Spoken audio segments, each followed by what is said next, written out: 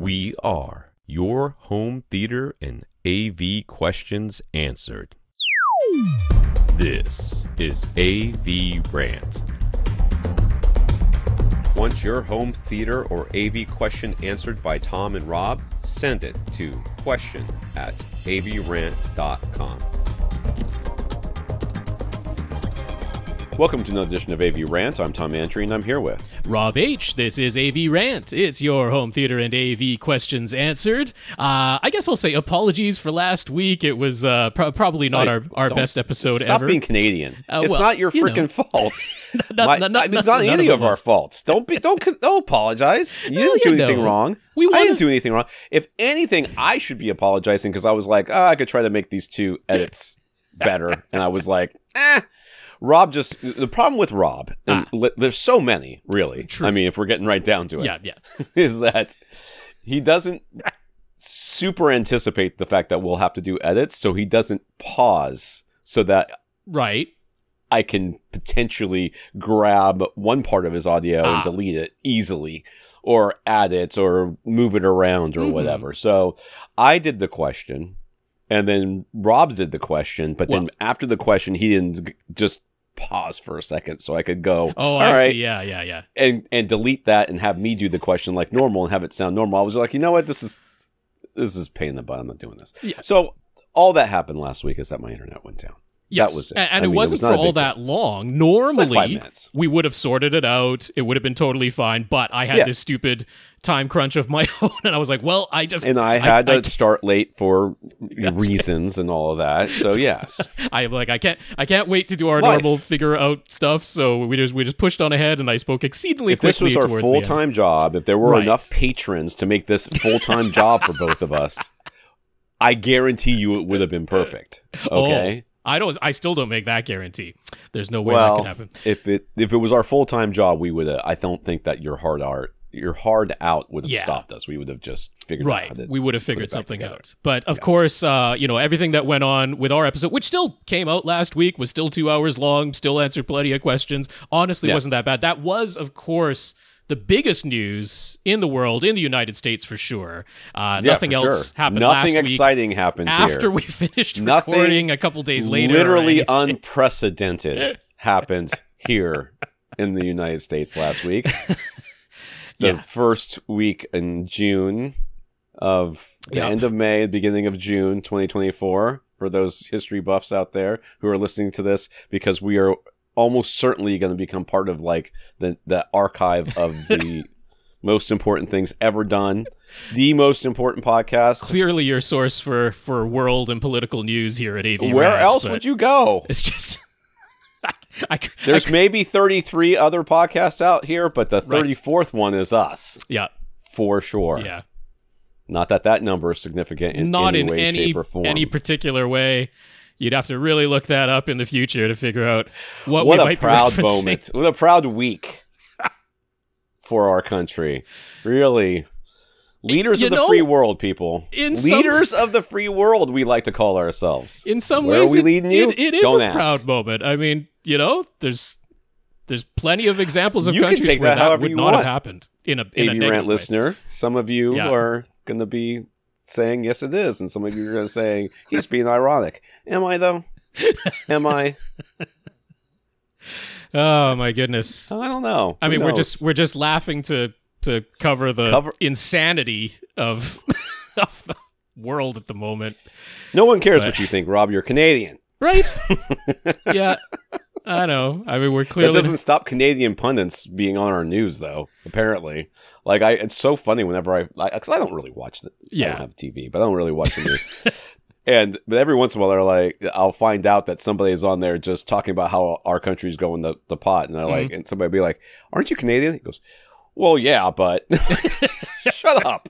We cannot make any aspersions right now. We've got nothing's been made official, but we're almost certainly going to have an election coming up fairly soon. I don't know what our current government they're shooting themselves in the foot in a major way that seems like they want to leave at this point. So it's just like we're gonna have trying to get thrown out of this bar. To be honest with you, I don't want to leave, but I definitely don't want to stay, and I want someone to make the decision for me. So I'm just going to sit over here and break beer bottles until someone throws me out. We definitely might have a little bit of a mess in our own political system up here in Canada in the not too distant future. I am crossing my fingers and just hoping for a minority government. Our parliamentary system definitely allows for that. I am very happy about that. It means that if we get a minority government, nobody can run roughshod over anybody, and that is what I am hoping as the very best. I don't know what any of that socialism stuff is. That's not socialism. You crazy socialists up there. That's just parliamentary system, the most widely used that sounds like democratic communism. system. That's what the communists would say. Crazy things like whoever gets the most votes wins. Listen, just radical ideas like that. That's no one. Yeah, I know. No one wants your it's too crazy. It's too metric. Steal from the rich, give to the poor government. We don't want that here.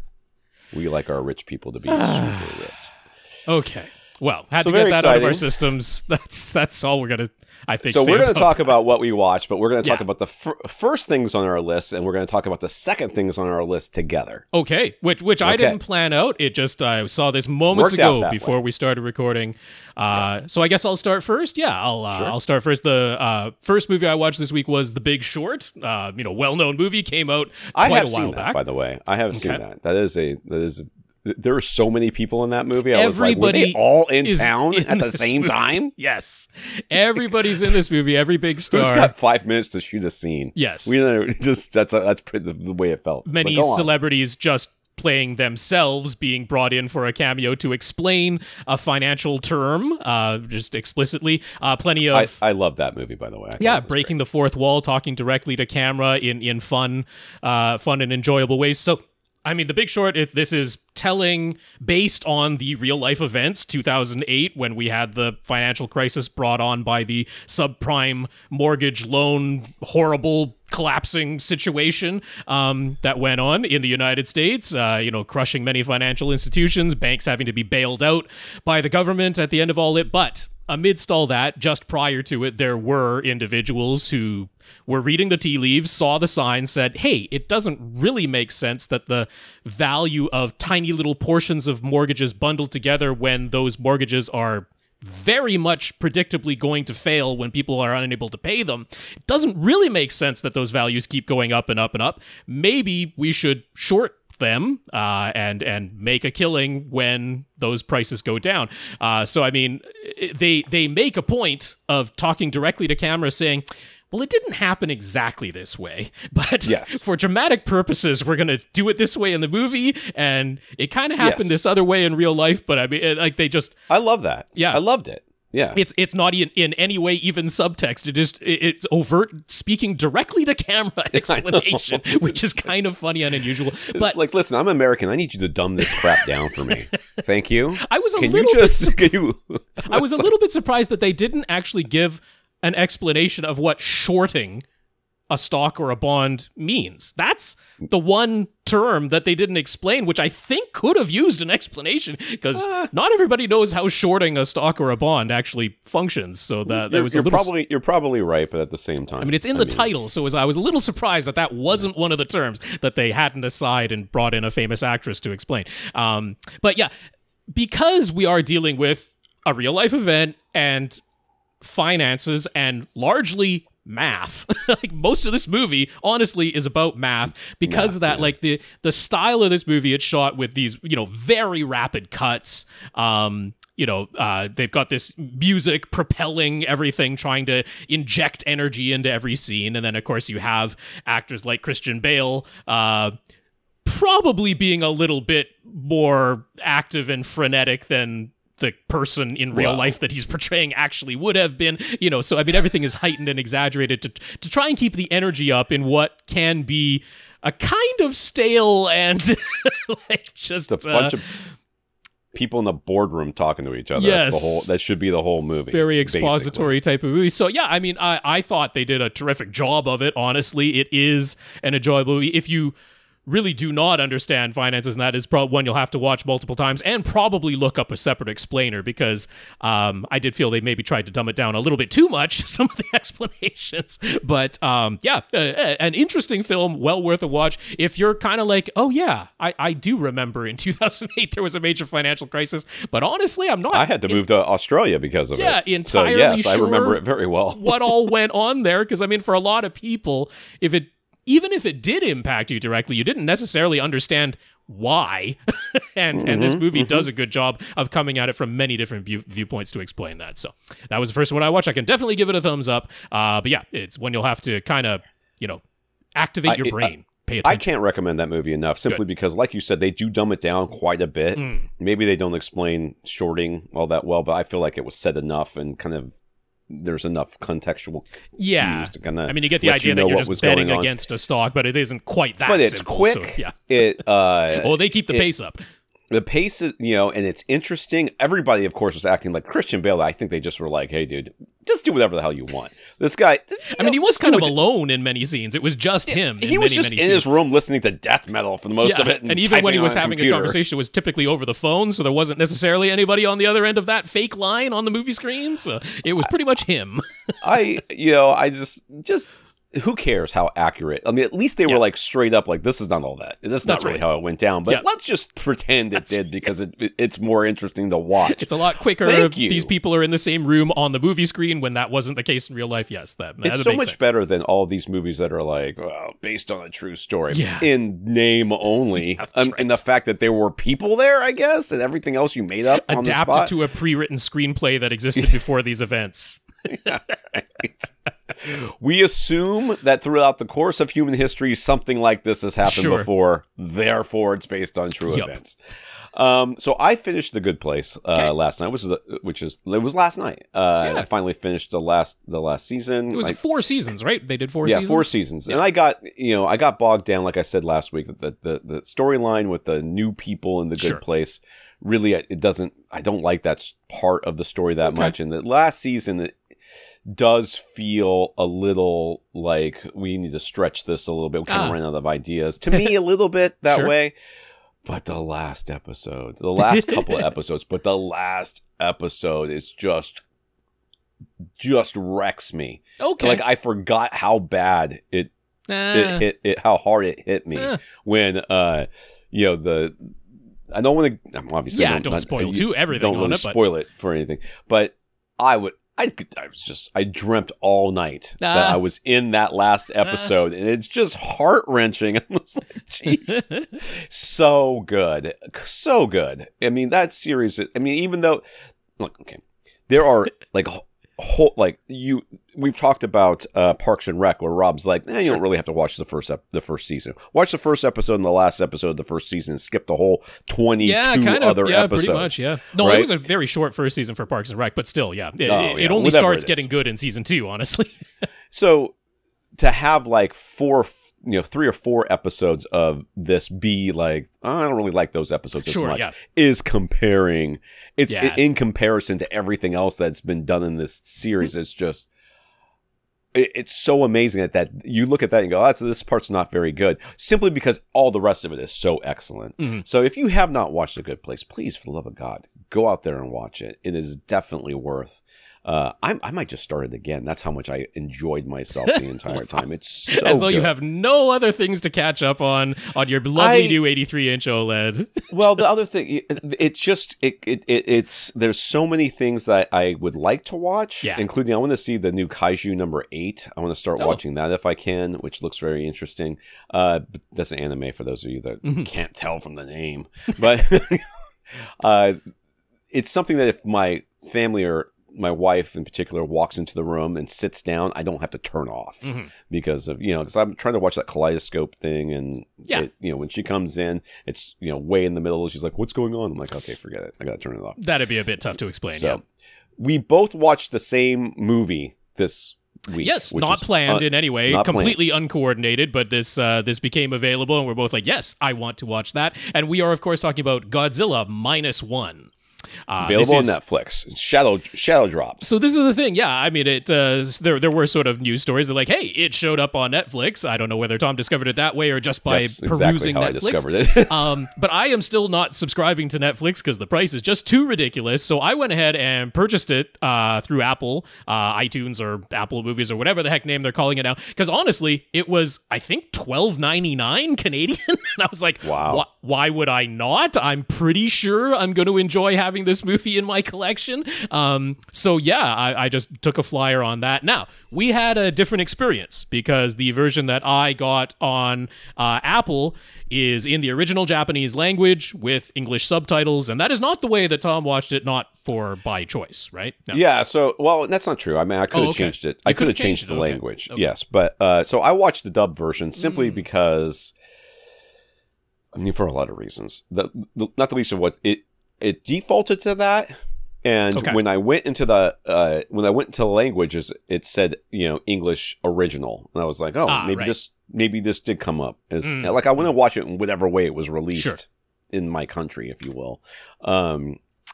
So I kind of thought that's the way it was. So I didn't switch it to Japanese. Normally I would have watched subtitles for myself. That's the way I would have watched it.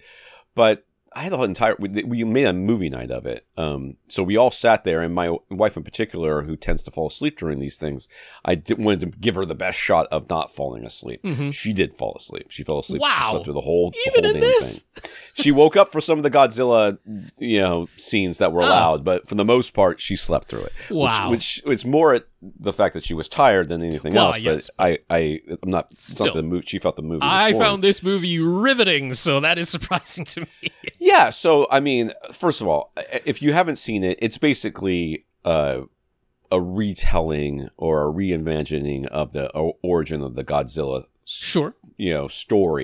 Much more in line with the original 1950s Godzilla than basically anything else, because we've had Shin Godzilla, and we've had, of course, the Monarch universe, which is a completely different thing, and then there were all the sequels versus movies that the Toho movies that came out after the original Godzilla. Where Godzilla ends up being a good guy superhero. Started becoming very far afield. But yes, this is much more in line with the original Godzilla as metaphor, which is very much the case in Godzilla Minus One. Not much of a metaphor, to be honest with you. I mean, so as far as plot goes and storytelling, there's not a huge amount of nuance here in this story. I wouldn't say nuance. No, this is, I mean, the main character, and much of this is told, not from Godzilla. Godzilla is, if you've watched a disaster movie, Godzilla is the disaster, so he shows up a couple of times. Yeah.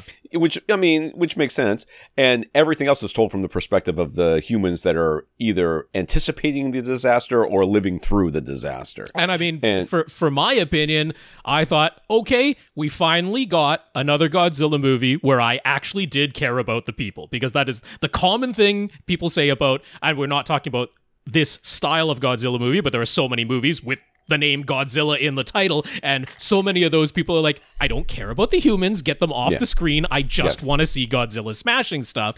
But this movie is like, no, this is a human story, this is an emotional story, this really is focused on one man's emotional journey, and Godzilla is a metaphor for what is going on in his life. I mean, as well as a realized thing within the structure of the movie, but for us as the viewer, it is a metaphor for what he is facing.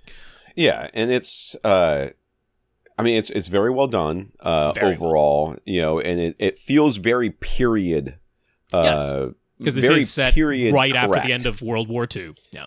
Well, also too, if you have watched movies from this period, there's a lot of over-the-top emotionality that you'll see in those types of movies, and you see a lot of that here as well. Which may be in a more nuanced movie where you're more modern movie where it's the actors are both trying to hide their emotions and let their emotions leak out. There's not really a whole lot of hiding emotions here. But I felt like it worked in this because it does work. Well, because they they picked a style and committed to it, and that works. As long as you do that, the audience will accept, what you're doing. I mean, as long as it's not done awfully, which it definitely was not. It was done very, very well here. So I felt that worked really well. So, Godzilla in one of my favorite little cutaway. First of all, as the movie went on, we got more and more towards the more ridiculous of the Godzilla sort of tropes and things that all happen, where science sort of flew out the window. Oh, I see. And okay. you know what I mean? And and they got to have the tanks, and the tanks, of course, are always ineffectual and just piss them off and everything else, which is fun. The whole thing is kind of fun. Special effects were pretty good, considering I know this is a very low budget movie. So if you're expecting cutting edge special effects, well, that was it. This won an Oscar. For it now, was it? Well, they don't separate special and visual effects in the Oscar thing, do they? Or do they? I don't know. I'm not sure. Gosh, I should know that. I haven't watched the Oscars at this moment. I'd have to look that up. But one an Oscar. I wanted to say because Godzilla himself, I thought looked fantastic. They even, went from starting him off very shadowy, largely hidden, which is both great narratively and great for the visual effects on a budget. But by the end, it's full-on sunlight. We've got a battle going on, fully lit, and Godzilla still looks terrific. But I did think that some of the water effects, just waves crashing up against ships and stuff, I thought that looked a little ropey. I thought that didn't look entirely real. Some of those water effects that were being added by computer there. So I didn't notice that as much. I noticed Godzilla never blinking, just kind of looking like a puppet coming at you, sort of thing. Every once in a while, which whatever, that's fine. Maybe lizards don't blink all that much, which is probably and they're also maybe a little bit of homage to the original live action, filming of it in the 1950s. Sure. And that. So there's make some all kind of claims choice to I did feel they made excuse these things Godzilla's away. Face very expressive. I thought he had quite an expressive face, even though it wasn't pulling faces and all that just the look that they put on Godzilla's face, I thought was very, very well done. His head was very small, I felt like. I was like, he's a bigger head. Well, this was a smaller Godzilla overall. This one wasn't going up against skyscrapers. He was small. You're right. Yeah. But of course, throughout the movie, he grew. So, if they decide to put a Godzilla +1, maybe he's 10 years in the future, and he is bigger because he's definitely got bigger over a couple of years, and then who knows how big he's going to get by the end. But so my only real problem with the movie is the very, very end, the resolution, the human characters. And I don't want to give it away because it's a new movie. Yes. But the way the human characters resolve at the end, I was like, stakes weren't as high as we thought they were. Let me say it that way. Interesting. I didn't have any problem with it. I felt like it was a weak choice, a coward's way out. I didn't feel that way. Interesting. I felt like that there should have been more stakes. There should have been more pathos. You wanted more pathos? Yeah, a little bit. I just how I write, right? You know how I write. Sure. And no, but I felt like the main character's ultimate decision, as far as the narrative goes, that was made without the knowledge of the very last scene. So that's why I didn't have any problem with, because the character's narrative resolution didn't rely on the very last scene. That decision he already made before that information was known to him. So I thought that all worked perfectly fine. I think that.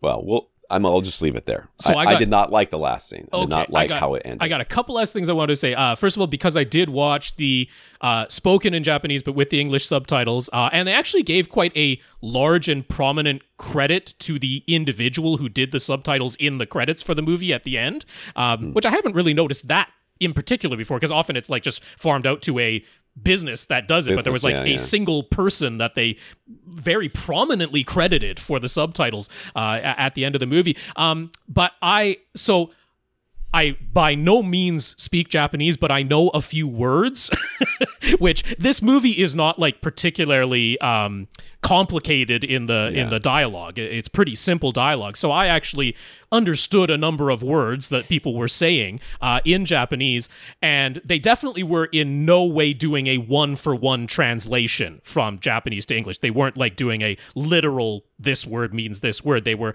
very much going for the feeling of what the people were saying as opposed to a literal translation. But in the subtitles, the language was a bit too modernized. It didn't really. They were saying phrases that make sense today that I can't picture them having said in 1946. They're just speaking in sort of modern, like millennial or Gen Z phrases that really?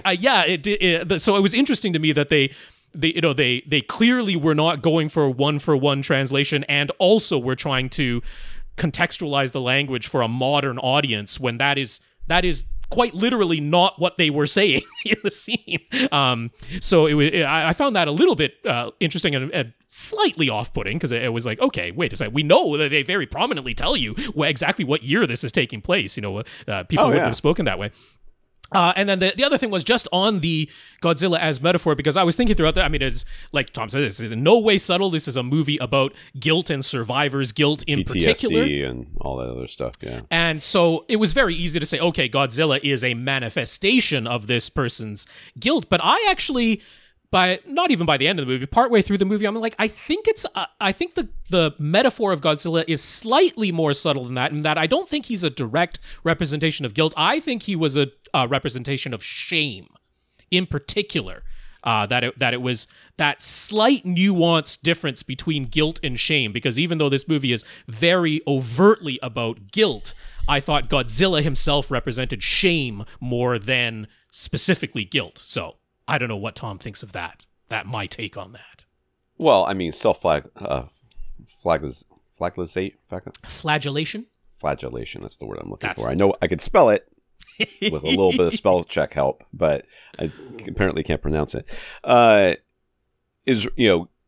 Godzilla is how this man is punishing himself for his deeds in the past, and no matter how hard he tries to forgive himself, or how hard he tries to live his life, and it's always, to me, it will find and you could call that shame.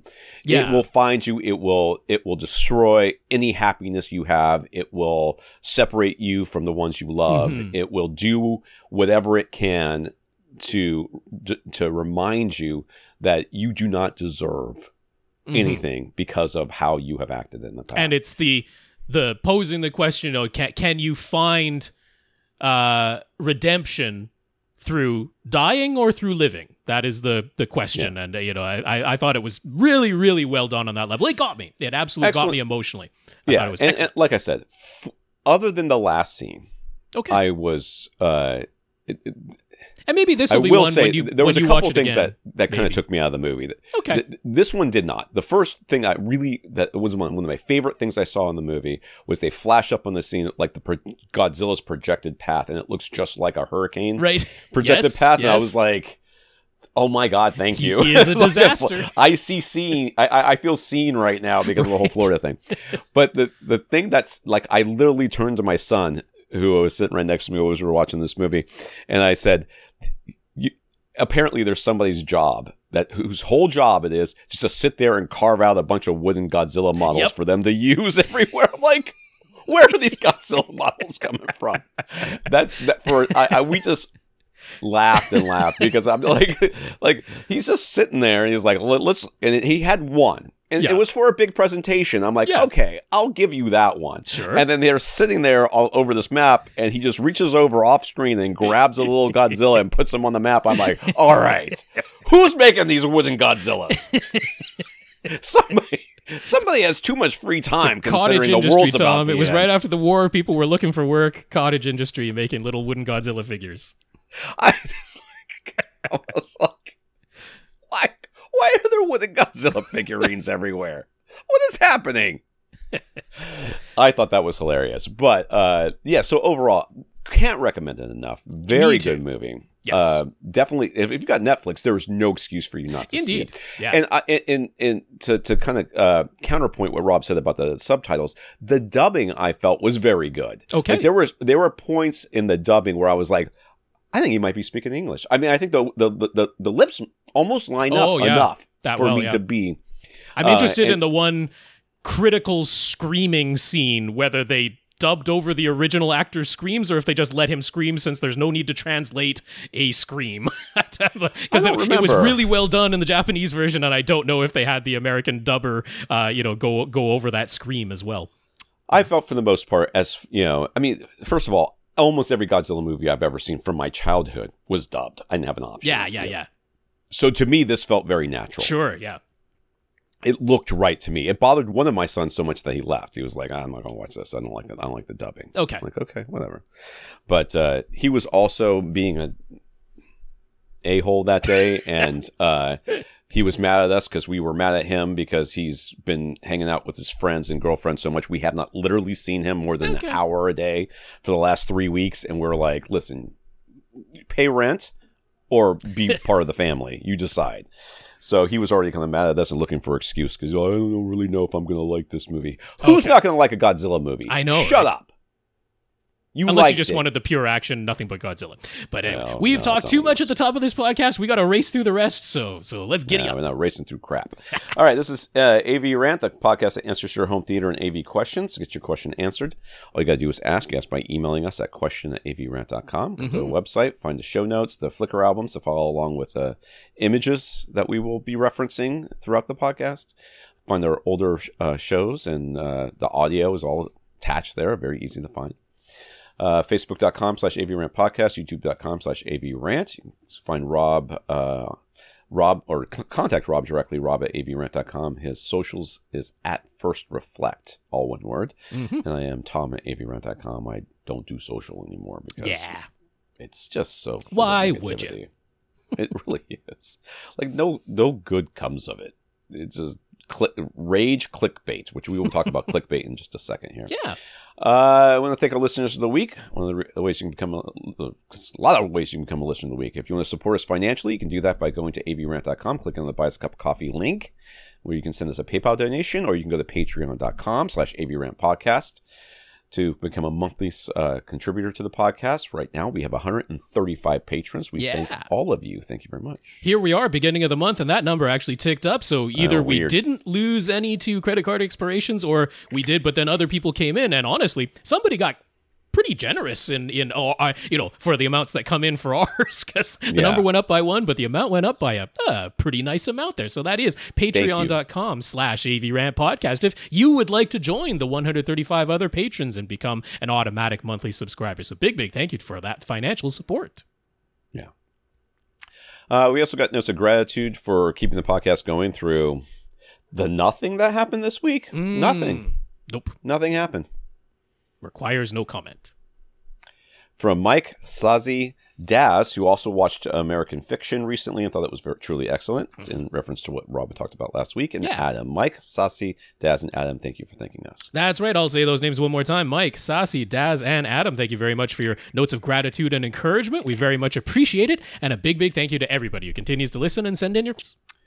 In the news, Sony's PlayStation VR2 virtual reality headset for the PS5 hasn't exactly been lighting the world on fire. I didn't even know it was out, to be honest with you. I talked about it when I got one. So I don't remember. Over a year ago at this point. And it's never been mentioned since. I know. The number of game releases has remained small and lacking, but the hardware itself has always been reviewed favorably, and many have lamented that you couldn't just use the PS VR2 headset and controllers with your PC. Well, that's about to change. Sony announced they will release the PSVR2 PC Adapter for $60 on August 7th, with the PlayStation VR2 PC app for setting up the hardware and compatibility with any and all VR games available through Steam VR. Well, the PSVR2 connects to the PS5 console with a single USB-C cable connecting to a PC requires a small breakout box that provides a DisplayPort 1.4 input along with an HDMI pass-through to connect to your monitor and a USB connection. The PSVR2 Sense controllers communicate with your PC via Bluetooth. how could any of this possibly go wrong, by the way? It all sounds far too complicated for a PC not to mess it up. Minimum PC specs are pretty easy to meet, requiring only an Intel Core i5-7600 or AMD Ryzen 3100 or newer CPU, and NVIDIA GTX 1650 or AMD Radeon, right? Yep. RX 5500 XT or newer, although they recommend at least an RTX 3060 or Radeon RX 6600 XT for best performance.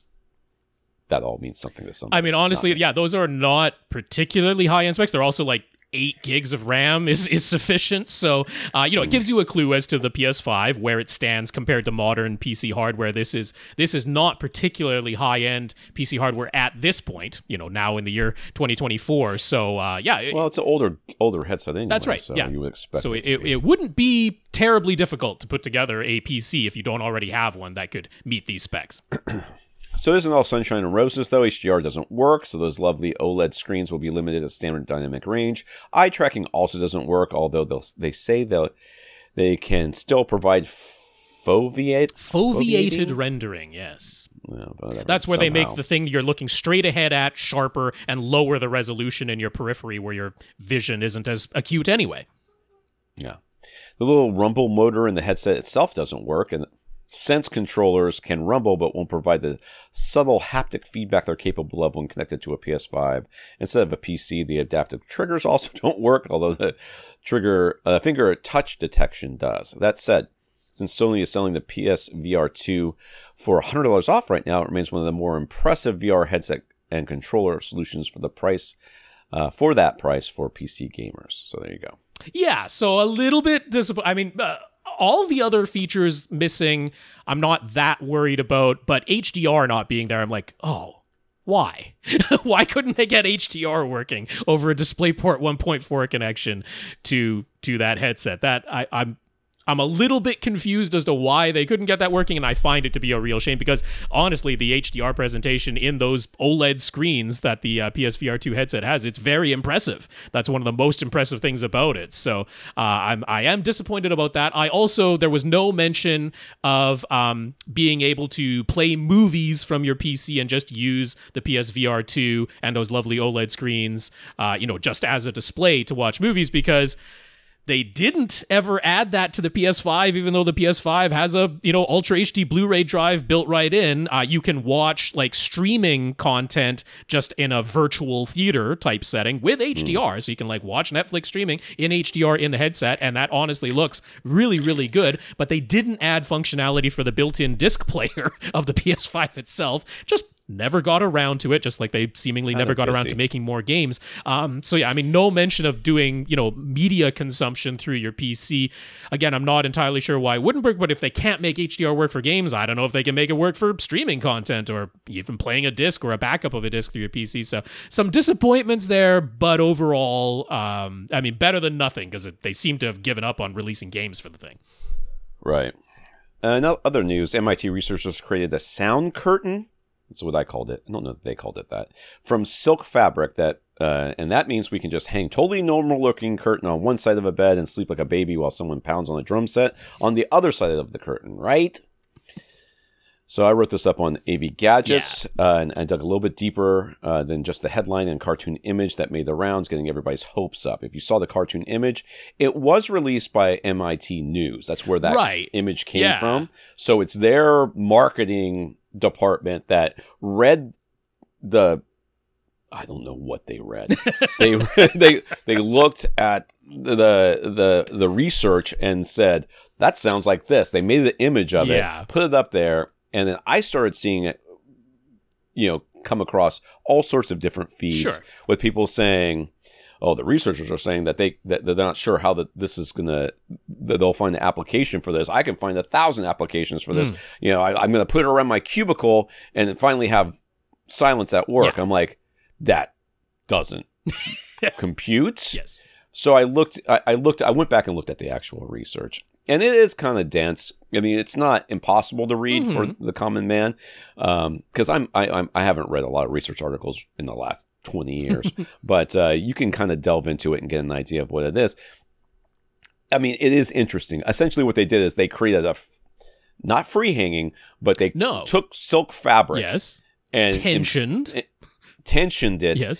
impregnated it essentially with some rings, piezoelectric threads, basically, and then and then used it as kind of electrostatic, just like an electrostatic driver, so they can vibrate those rings, which vibrates the fabric, and they change the polarity of the electricity or whatever that they do, and that allowed them to they did 2 basic tests with it, and they did it with silk. They did it with muslin was another one. And I think they did it with something else too. But the silk one was the one that everybody's kind of talking about, so we kind of stuck with that. But essentially, if they put a speaker on one side about a foot away and a microphone on the other side of this fabric about an inch away, they measured, how much difference in the sound pressure there was playing on one side versus the other. A single frequency tone, sine wave, where pure sine wave tone. They know, they that way they could basically tell the fabric what to do to cancel out or to affect the sound on the other side. So on one side, it's playing a tone. On the other side, they're measuring it, and then the fabric did one of 2 things. It either did what is essentially active noise canceling. The same thing that they do. Inverse polarity of the incoming sine wave. Yeah. That's right. They know it's going to be a 60 hertz wave or whatever, so they flip it and, Actually, I'm sure it was a higher frequency than 60 hertz, because I doubt that this works at base frequencies. I'm sure it was more like 2 kilohertz. At least that low, yes. Yeah. So they did that, and then the other thing they did, which was essentially keep the make it so that when the sound wave hit the fabric, the fabric pushed back essentially to keep the fabric still. Yeah. So that on the other side of the fabric, the air wasn't agitated, essentially stopping the sound from passing through the fabric. So this isn't the waves are still existing on the quiet side of the curtain or of the fabric, and we're just playing an inverse sound wave into that space to cancel things out, because they're like, look, once it starts reflecting around the room, that doesn't work anymore. This is, the sound waves are hitting the fabric layer. Normally the fabric would start to vibrate in sympathy with those sound waves, thus generating sound on what you want to be the quiet side. This, knowing what that incoming frequency is, they just counteract that mechanically, so that if you measured the physical movement of that fabric, it's not moving. It's just not moving anymore. They have physically counteracted the mechanical vibration of the sound being caused on the noise causing side. So that's quite interesting. And with that, it was really quite effective on the quiet side. Yes. And which is all very, very interesting. And they're like, well, we don't know what this, how this will be implemented in the real world. And everybody's like, wow, I mean, why wouldn't you want a curtain that could do this? Well, first of all, it's not a freaking curtain. It's a piece of fabric that's stretched in a metal frame, like a loom, essentially. And then it has these circles of electrical fiber sewn into it. And then it would have to be tensioned at the very least. Yeah, I mean, it's a giant membrane. That's what it is. It's all it is. Yeah. And then at the same time, they have to come up with a way of stopping all the flanking paths. So, okay. You put it on your cubicle, but you still have open free air above you, up to the ceiling. You just have 4 walls, but no ceiling above you.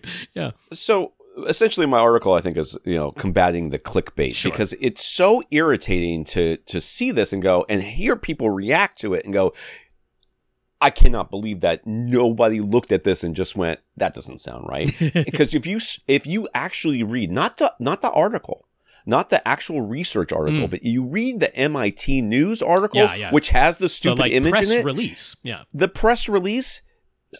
The press release gives you enough information to let you know that this is not how this is going to work, even though that's the image. People looked at the image, looked at the headline and went, I'm done. That's right. That's all the information I need.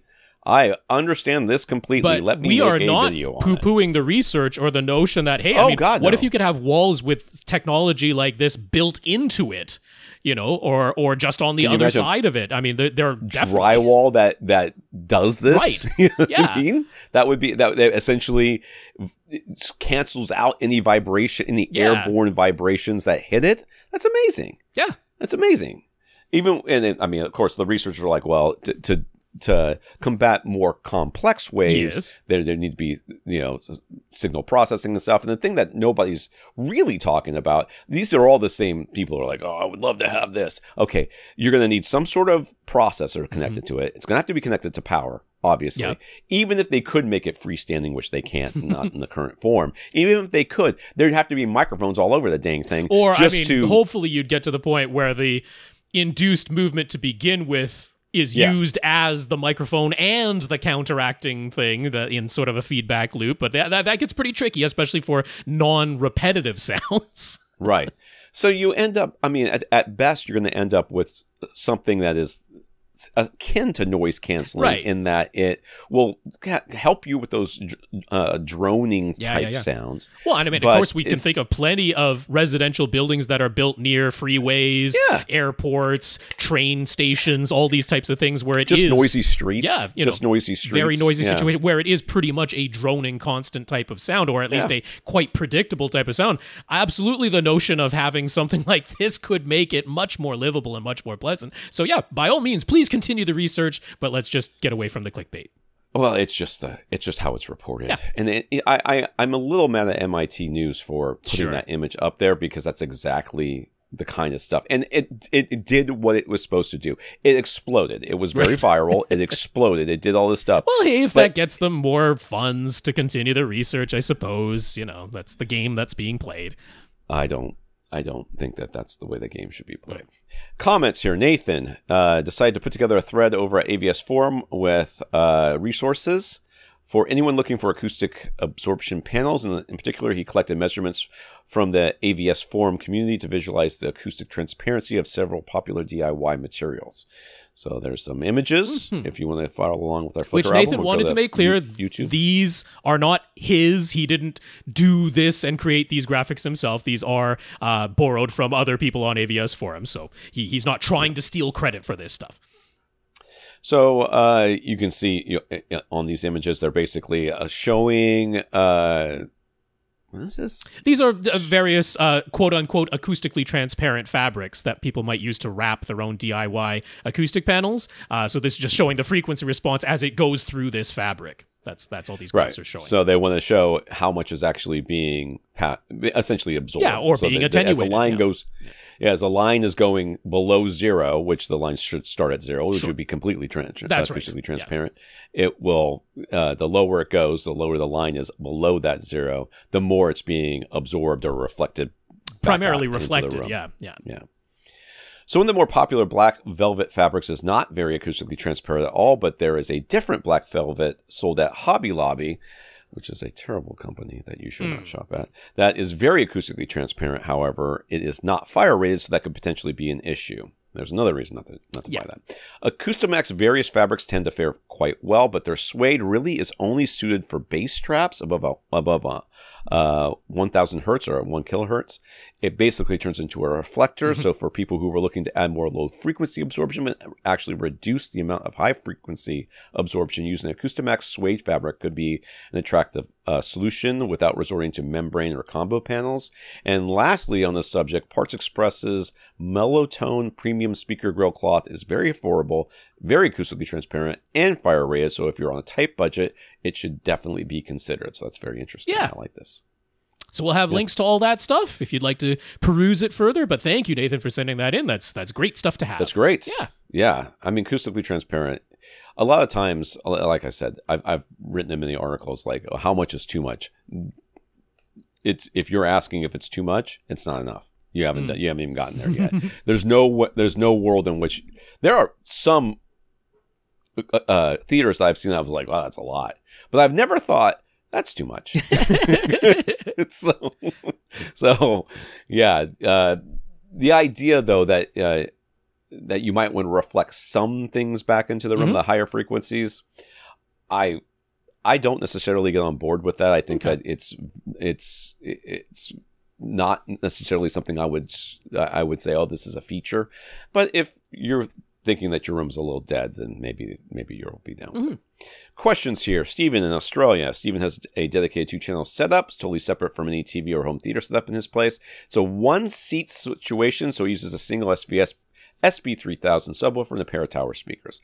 Focal was recently clearing out their Aria series speakers, so he grabbed a pair of Aria 948 towers at a terrific price. They look like speakers. His previous towers had one 6.5-inch mid-range driver and a single 6.5-inch bass woofer. These new Aria 948 towers have a single 6.5 mid-range driver and a pair of 8.25 bass woofers, plus the cabinets are much larger. Is he going to ask him? Okay, I'm going to just... Yep. The question's coming. His dedicated 2-channel preamp doesn't have any bass management. It just sends out his left and right full range signals, and he splits those to feed his 2-channel amplifier and his SB3000.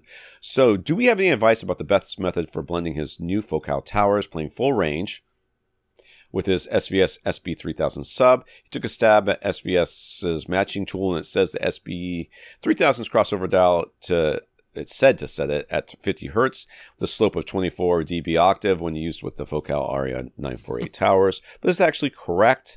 Or is it all just filling and trial and error? Is there a set method he can follow to make sure he gets the best results possible? Bass frickin' management is what you need. So if you cannot send, and I don't think you can with that sub, a lot of times you can send the line level into the sub and then a high-pass filtered output back out of the sub. But no, the SB3000 does not have that feature anymore, unfortunately. So without that, you need an external box that will do bass management for you. That's what you need. I know you don't want it because you want to run these things full range because you told us all about the drivers that are in it. It makes no difference whatsoever. You cross over your towers, you cross over your towers, you cross over your towers. Unless your subwoofer sounds best directly underneath a speaker, I guess. Or both speakers. Well, that's not the setup he's shown in our images here. He does have all of the sound producing things at the front of his room, but that is not necessarily a bad thing. You can definitely, in a 1-seat situation, find a location for a single subwoofer where at that 1 seat, you have very nice, extended, quite linear response with no major nulls or cancellations at that single seating location. That very well could be somewhere along the front of your room. So we don't, intrinsically have any issue with that subwoofer placement as long as he's though I do not believe he's done the subwoofer crawl because I don't know. I wouldn't make that assumption. He might have, very well might have, or just put it where he thought it looked good and got lucky. That's also possible. But that's possible. But I would highly recommend that you listen to some sweeps. Yes. And through the subwoofer alone, that we're talking like 200 hertz down to 20 hertz sweeps on repeat. You, of course, don't need to move from seat to seat. You just need your 1 seat. You'll have 1 seat. And as long as that sweep play through that sub with you in that seat, as long as that, it doesn't necessarily have to be perfectly linear in the sweep because the SB3000 does have at least 3 bands of parametric EQ that you could use to tame if there's a bit of a peak or if there's a very slight dip, you can fill that in. But if we're talking on a full-on null, of course, you can't do anything with the equalization for that, or a very obvious deep cancellation where it gets very much quieter at a certain state, then you'd want to physically move this up.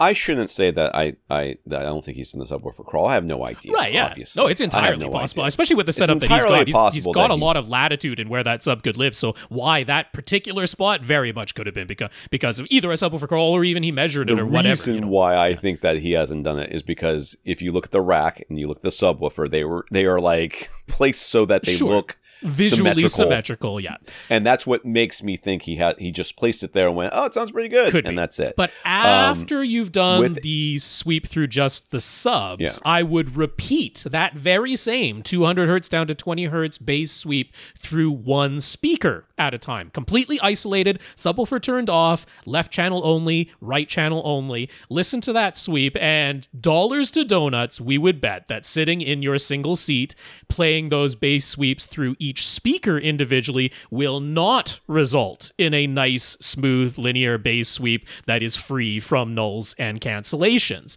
That is the reason why we are not in favor of virtually anytime running any speaker's full range, even if the speaker itself in an anechoic setting is entirely capable of playing as low linearly down to the frequencies that you want to produce. And these speakers getting down to 32 hertz, not a problem. Put them in an anechoic chamber, play them down to 32 hertz, they remain linear.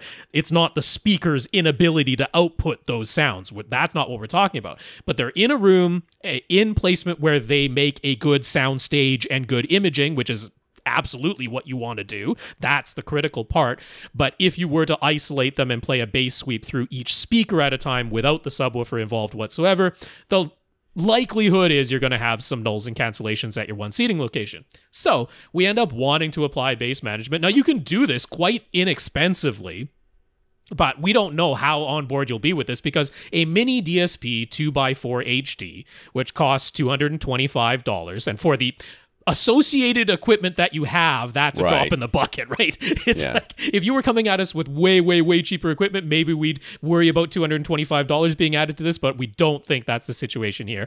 And what the mini DSP 2x4 HD provides you is a left and right full range input, and that's just going to come from your preamplifier as you're doing, but then it gives you 4 RCA outputs, and 2 of those will be bass managed with a low pass filter and fed to your SP3000 subwoofer, and the other 2 will be left and right but high pass filtered, the bass filtered off and resent to the subwoofer instead, and those will feed the left and right stereo amplifiers for your pair of tower speakers. And now you have created a great 24 decibels per octave high pass and low pass, and as long as you're having that nice linear response from your single subwoofer at your seat, that's handling the bass. And if you're worried about, oh, I'm wasting the capabilities of these tower speakers, no, you are not, because all you have done is taken your 3-way tower speakers and turned them into 4-way tower speakers. Right. That's what you've done. And if you need to conceptualize it that way to be okay with it, that literally is what you've done. You've added a crossover and made 3-way towers into 4-way towers with the help of that subwoofer and its separate positioning that works better than the positioning for either of those tower speakers when it comes to playing back bass. So that's absolutely the way I would do it. But my only misgiving in that is that I don't know for sure, but I'm thinking that there's a very good chance you're using XLR balanced connections between your preamplifier and amplifiers. I would kind of guess that. And of course, the mini DSP 2x4 HD is unbalanced and RCA connections instead of XLR. Now, there's no technical reason why you can't do that, but I am envisioning that an audiophile might be going, ooh, I can't go from XLR back to RCA. Wouldn't that be some kind of degradation of the signal quality? I promise you it isn't, but I know that there's like a mental block that a lot of people have about that. So that might be the reason. Unfortunately, Mini DSP isn't selling a balanced version of that 2x4 device anymore. Because scientists it didn't over there, make any audible difference. There was no reason to actually do it. Yeah. That's all right. So the only other thing I'll mention is there is another version of that same mini DSP 2x4 HD box that for $450 comes with 2-channel Dirac built into it. So if you wanted to do any sort of automated EQ, Dirac in this case, there is that option. You can also purchase the mini DSP 2x4 HD and later pay an additional fee to add Dirac to it. So that exists if you want to get into automated room correction. Add some acoustic panels to the space, because the back of these speakers are firing into a bare wall and a window respectively. They sure are, yeah. So, putting an acoustic panel behind each one of these speakers. I would do that before the Dirac side of things. Yeah, for sure. I mean, I have an article about how to best, I'll try to find that and link it up if I remember, how to best manually improve your room so that your room correction will be best. You should start almost certainly. And as an audiophile, I cannot understand this part of being an audiophile. The resistance to doing things that scientifically have shown actually make a difference to how good your sound experience is. This idea that it's, the better speakers are more important than, more expensive speakers. Let's call them better. More expensive speakers and more expensive cables and more expensive amps and more expensive processors, or preamps, let's call them preamps, are more important to sound than fixing your room. is, to me, is ludicrous. It's like getting your car painted before you get your bald tires replaced. You're like, okay, well, now I've got a pretty car that doesn't handle very well. Right. What can I do for my handling? Have you tried a different paint color? No, I need to fix the actual problem, which in this case, oftentimes it's the room. And he may have acoustic panels everywhere else in this place, for all I know. But putting acoustic panels behind those speakers, because they are really firing very closely into a very hard surface that is going to reflect some of that sound. And that can mess up your imaging and a bunch of other things. So I would highly recommend that you look at acoustic panels immediately. Last couple things before we leave this topic. First of all, if you do get the mini DSP 2x4 HD and then you're trying to determine at what frequency do I set this crossover between the subwoofers and the speakers that is being handled by the mini DSP 2x4, that is some trial and error. You're going to use those sweeps played through each speaker individually, and you're going to listen to that sweep and go, okay, it's sounding even. Oops, it started sounding uneven, or I noticed that this dip happened at whatever frequency. So you could use a program like Room EQ Wizard, or you could play a sweep from YouTube that just shows what frequency is playing on screen as that sweep is playing, so that you can identify where that non-linearity comes into play, and you might discover it's higher than you anticipated, right? Again, the speakers have no problem playing low, but it could be at 95 hertz or something where you're like, oh, there's a dip coming from my front left speaker at 95 hertz. Therefore, I actually want to set the crossover between the speaker and the subwoofer at, say, 110 hertz, some value higher than where you notice that first non-linearity. But it is trial and error, but it's really just playing a sweep through one speaker at a time. If you just say, nope, I'm not going to do any of this, I'm not going to add that mini DSP 2x4 HD, then really all you can do is the speakers are going to be playing full range. You have no choice in the matter if you do not make any changes to this system electronically. Therefore, it is, again, trial and error with the crossover adjustment of that subwoofer, just attempting through sheer trial and error with a bass sweep playing that is playing through the speakers and the subwoofer at the same time now, just making small changes at a time to that crossover knob until you find what sounds like the best blend, giving you the best linearity that you're able to achieve, having done nothing else to change the signal processing. And so there's really no other way around it. It really is just trial and error, and it might, by sheer chance, end up being 50 hertz, like that subwoofer matching tool said, but there is no way I would trust that subwoofer matching tool from SVS. It's just going by the spec sheet of the speakers and has nothing to do with real world performance in your room. Yeah. Kevin, so we've often talked about the field of view of a given display size and seating distance. We've said how going to a smaller screen size can often be done without sacrificing your field of view because moving your seats forward is free, end quote. That last part. But what about the adverse effects that might have on the audio side of things? Specifically, Kevin is wondering about the possibility that moving your seats a foot or two forward might end up putting you right in a bass null that you weren't sitting in before. Obviously a consideration. Yep. There's also the consideration of useful space and walkway convenience. You don't want guests having to squeeze around furniture or bump into things that can't easily be moved. That part makes itself apparent pretty quickly, but the audio effects might not be so easy to plan for. Would you use a room mode calculator beforehand to try and calculate if you would be moving your seats into a null? I mean, it's really kind of not that hard to worry about, to anticipate these things, in my mind at least. Okay. If you're in your space and you're moving your seats from a third of the way into your room to halfway into your room, you're like, I'm moving into a null. There it is.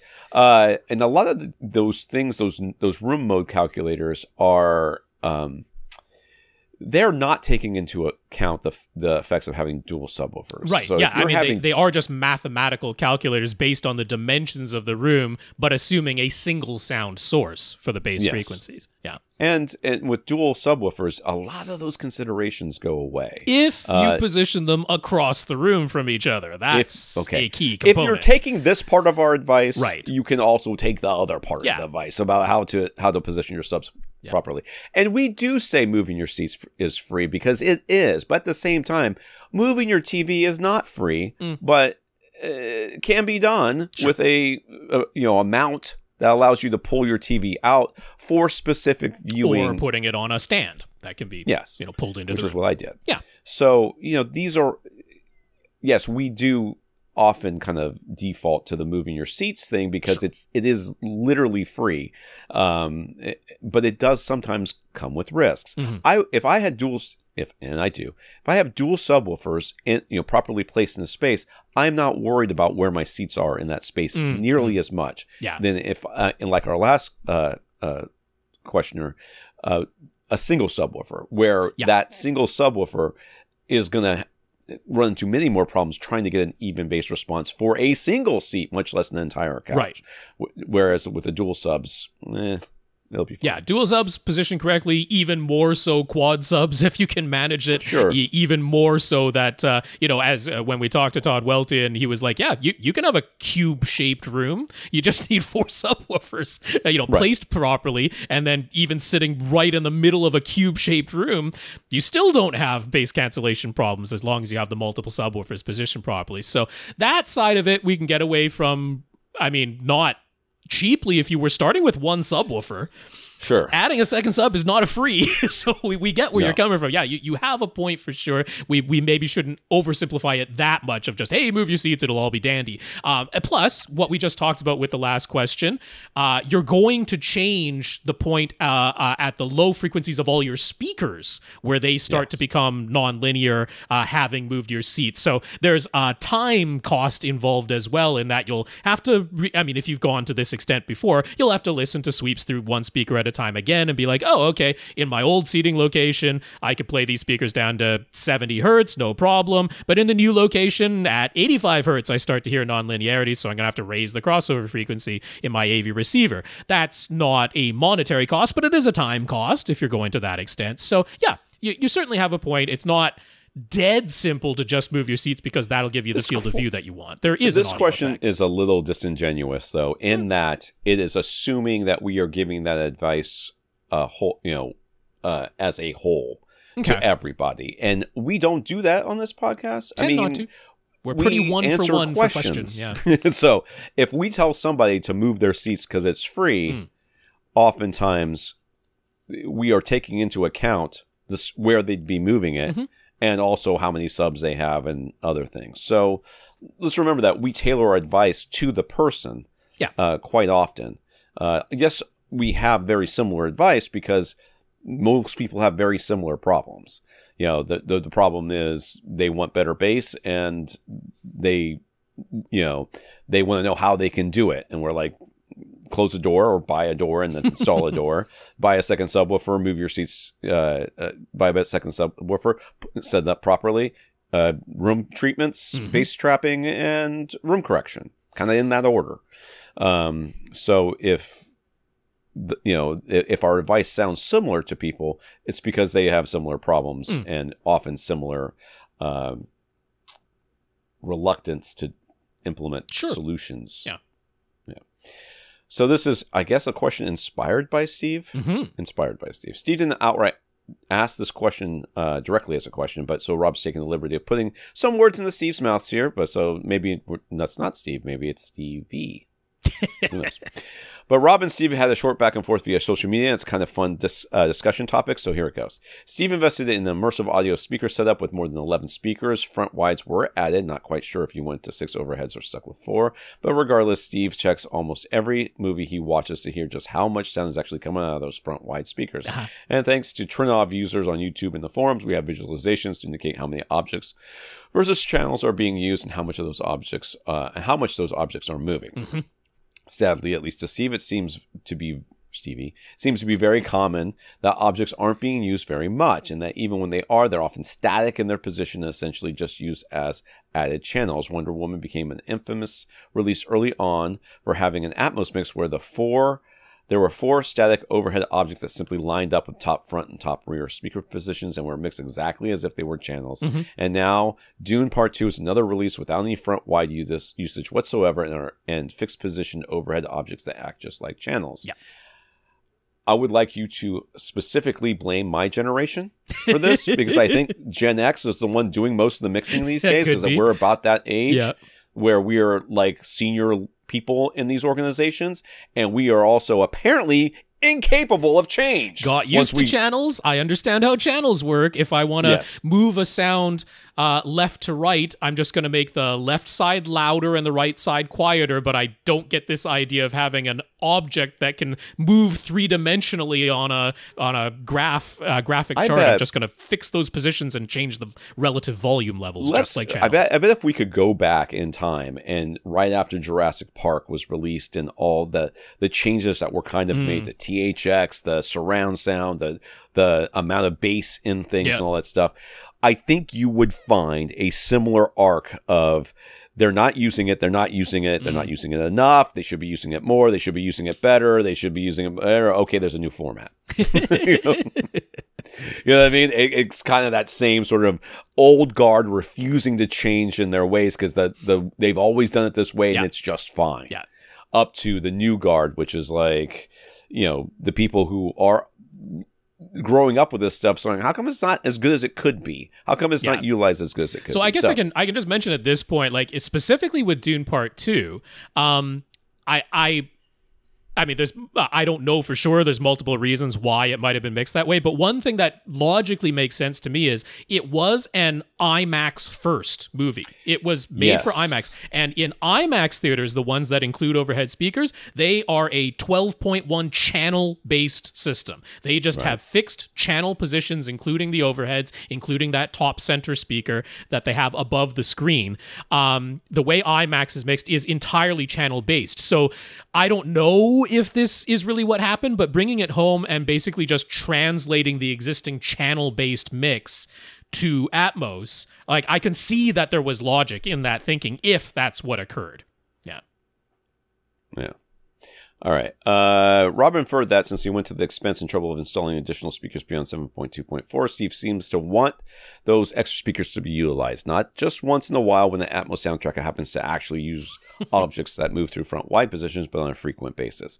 So Rob suggests that maybe the monoprice HTP1 Pre-Pro would be to Steve's liking, since monoprice include their own wide synth processing that can be applied on top of Atmos or DTS-X, and simply mixes any sounds that are shared between front and surround speakers into the front wide speakers instead, and similarly mixes any shared sounds between front and rear overhead speakers in the top middles.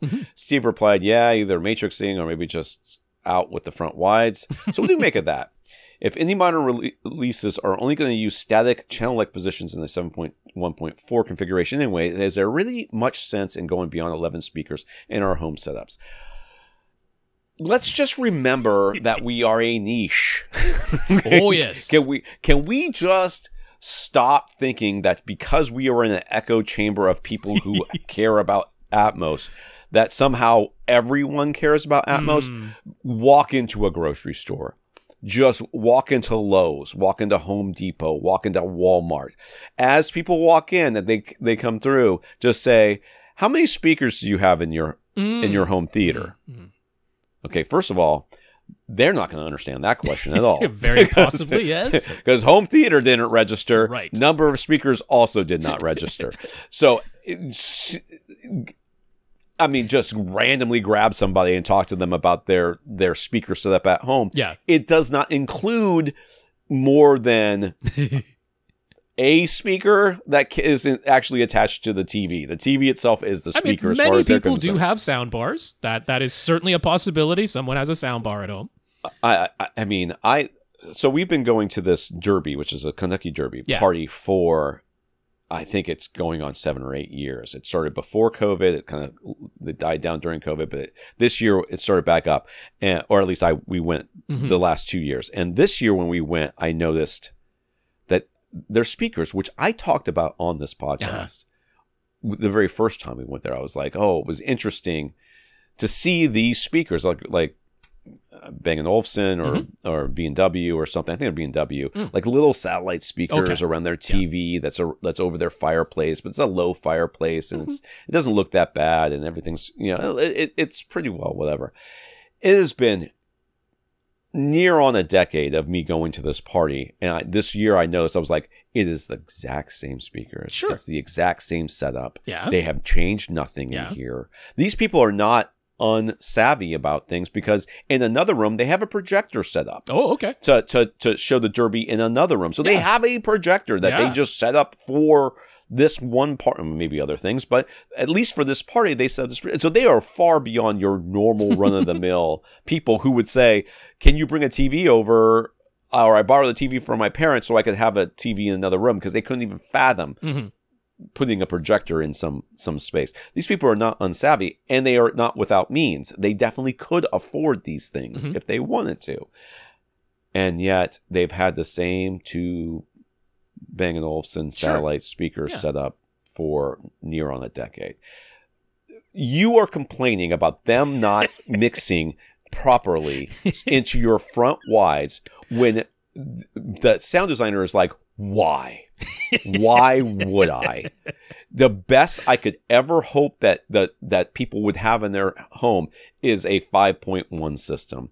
I think that's maybe the biggest system that the majority of people would have. I am mixing for 5.1 or less. I am not mixing for 9.11.2.6. Yeah, and I mean, I'm not certainly at the moment, in the vast majority of the creating the home mix, the studios that are being used for that for most movie releases, like Sony Pictures, very often gets praised for the quality of their soundtracks on their home releases, but their studios are set up with a 7.1.4 channel arrangement. They might have more than one subwoofer, they might have more than one surround speaker, that type of thing, but as far as a channel count goes, it is 7.1.4. There's no question about that. There are very few for the homes that have a 9.1.6 type of configuration set up in them, even though that is possible. That is very rare. So as a home theater enthusiast, as a niche of a niche within another niche, like for someone to say, hey, even as this home theater enthusiast level type of person that I am, I think the logical thing is to stop at 7.1.4 as far as channel count goes. I'm like, yeah, there is a tremendous logical argument to be made for that. Absolutely. There's no way I would be like, you must do more. You must do front wides and top middles in a single row of seats theater.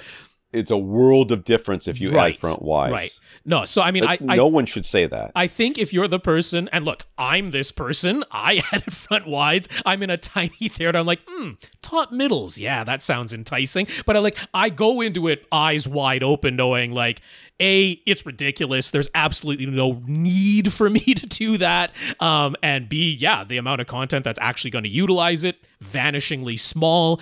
But if I'm that person who's like, I want to do it anyway because I just get a kick out of it and I enjoy doing it, then I'm going to look for the solutions that are like, hey, if I want all of my speakers, all 15 of my speakers instead of only 11 of them being active the majority of the time, and I want a solution, and it's great that one exists, like that HTP one from Monolith. It's like, okay, that's a solution where even if you're watching Atmos DTSX and they've fixed the positions of those objects, they'll override that and matrix sound to make use of all 15 of your speakers. I'm like, that's what I'm going to do. If I'm that niche within a niche of another niche, then I think that's the way to go. So, yeah, that was the discussion topic. I think it's fun. Yeah, I mean, you can make the argument that if they just used Atmos objects the way they're supposed to, then their audio mix would be future-proof. And I would agree with you. Yeah.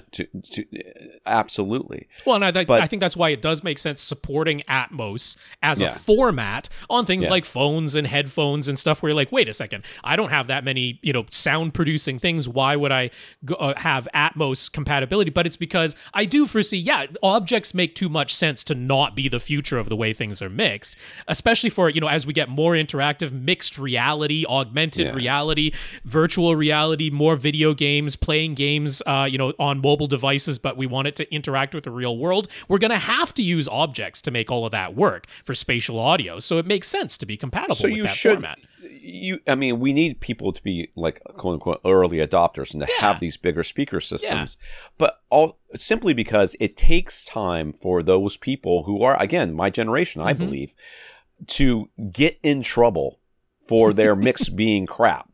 Like, I've always done it this way. Yeah. Like, okay, but we just experienced this on this new VR headset, and it doesn't sound right. It sounds really bad. Oh, well, that's that's because of this. Well, yeah, but we need it to sound good on this. Why isn't this mixed? Why are these objects mixed as static points positions, when they should be objects that we can use, that our system can decode?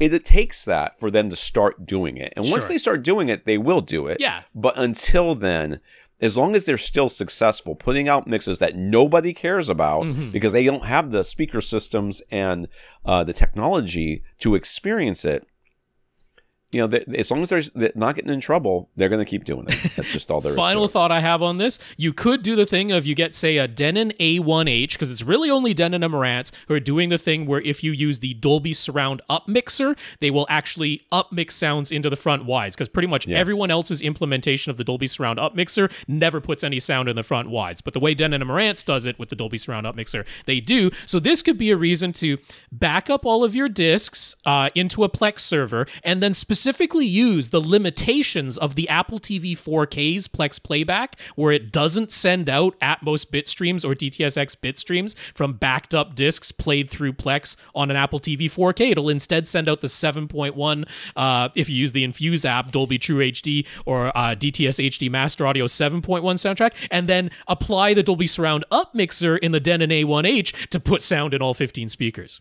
There's your workaround. There you go. Cheap fix. That's right. Mike. I lost my cursor. There it is. Mike has an Optima projector mounted on the ceiling, and he ran a 1.5-inch diameter conduit from his equipment stand up behind the front wall that he has his projection screen on, and above the ceiling to the projector's location. He used that to pull through a fiber optic HDMI cable and a single Ethernet cable, both of which are plugged into his Optima. I don't know what the Ethernet cable is there for, but I'm sure it's got a use. Well, just for the firmware updates, I suppose. Yep. I suppose, yeah.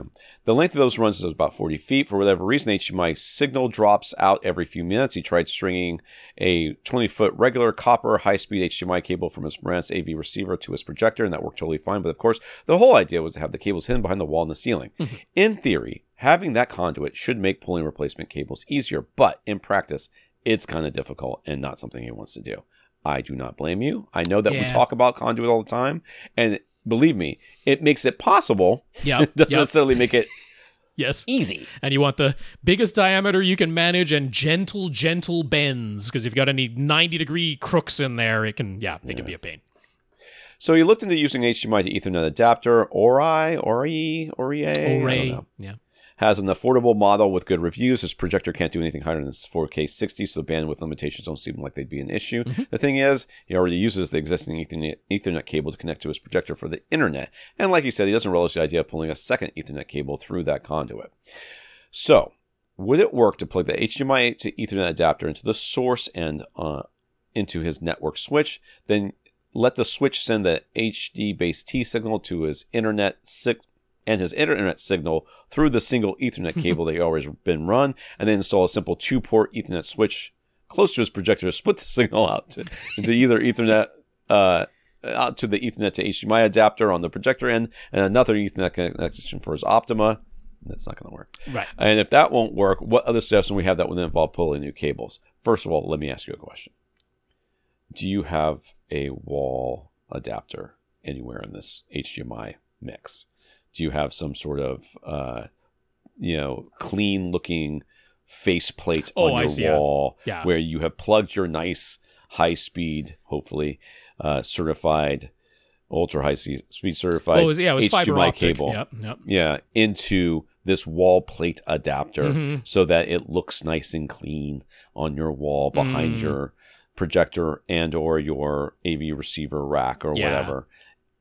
That would be my number one suspect for why it's not working. Why it's not working, because it does need to be just the manufactured ends of that fiber optic HDMI cable straight into the output of the AV receiver, straight into the input of the projector. No pigtails, no wall adapter plates in between. So if you are using any wall plate adapter anywhere in this situation, get rid of it immediately and just pull the cable straight through the wall. And I wouldn't suspect it would work at all if that fiber optic cable had been installed backwards.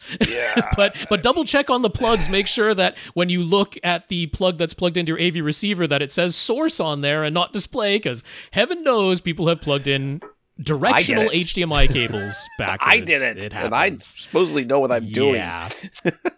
So, I mean, first of all, this is from Unify Networking, but I'm just using their quote, HD base T, which is what we're talking about, converting HDMI into an Ethernet cable. HD base T is not Ethernet. It just uses the same cabling. It has a fallback mode to an Ethernet mode, but if you plug an HD base T switch, HD base T converter into an Ethernet switch, it goes into Ethernet fallback mode, which disables the HD base T signaling, and it won't pass HD base T through an Ethernet switch, essentially. That just isn't going to be a solution, what you proposed. Okay, so first of all, a question. So does your Optima projector, does it have Wi-Fi? Because how often do you honestly need to connect your Optima projector to the internet? For firmware updates, absolutely, I get you. But is there any chance that unplug it? that Wi-Fi would suffice? Because if Wi-Fi can suffice for occasional firmware updates, then this is as simple as not plugging that Ethernet cable into your projector anymore, and instead plugging the end that's over by your equipment directly into the HD base T converter. The other end of the HD base T converter is up by your projector, and there we've solved it without pulling any cables or doing anything other than adding the HD base T converters.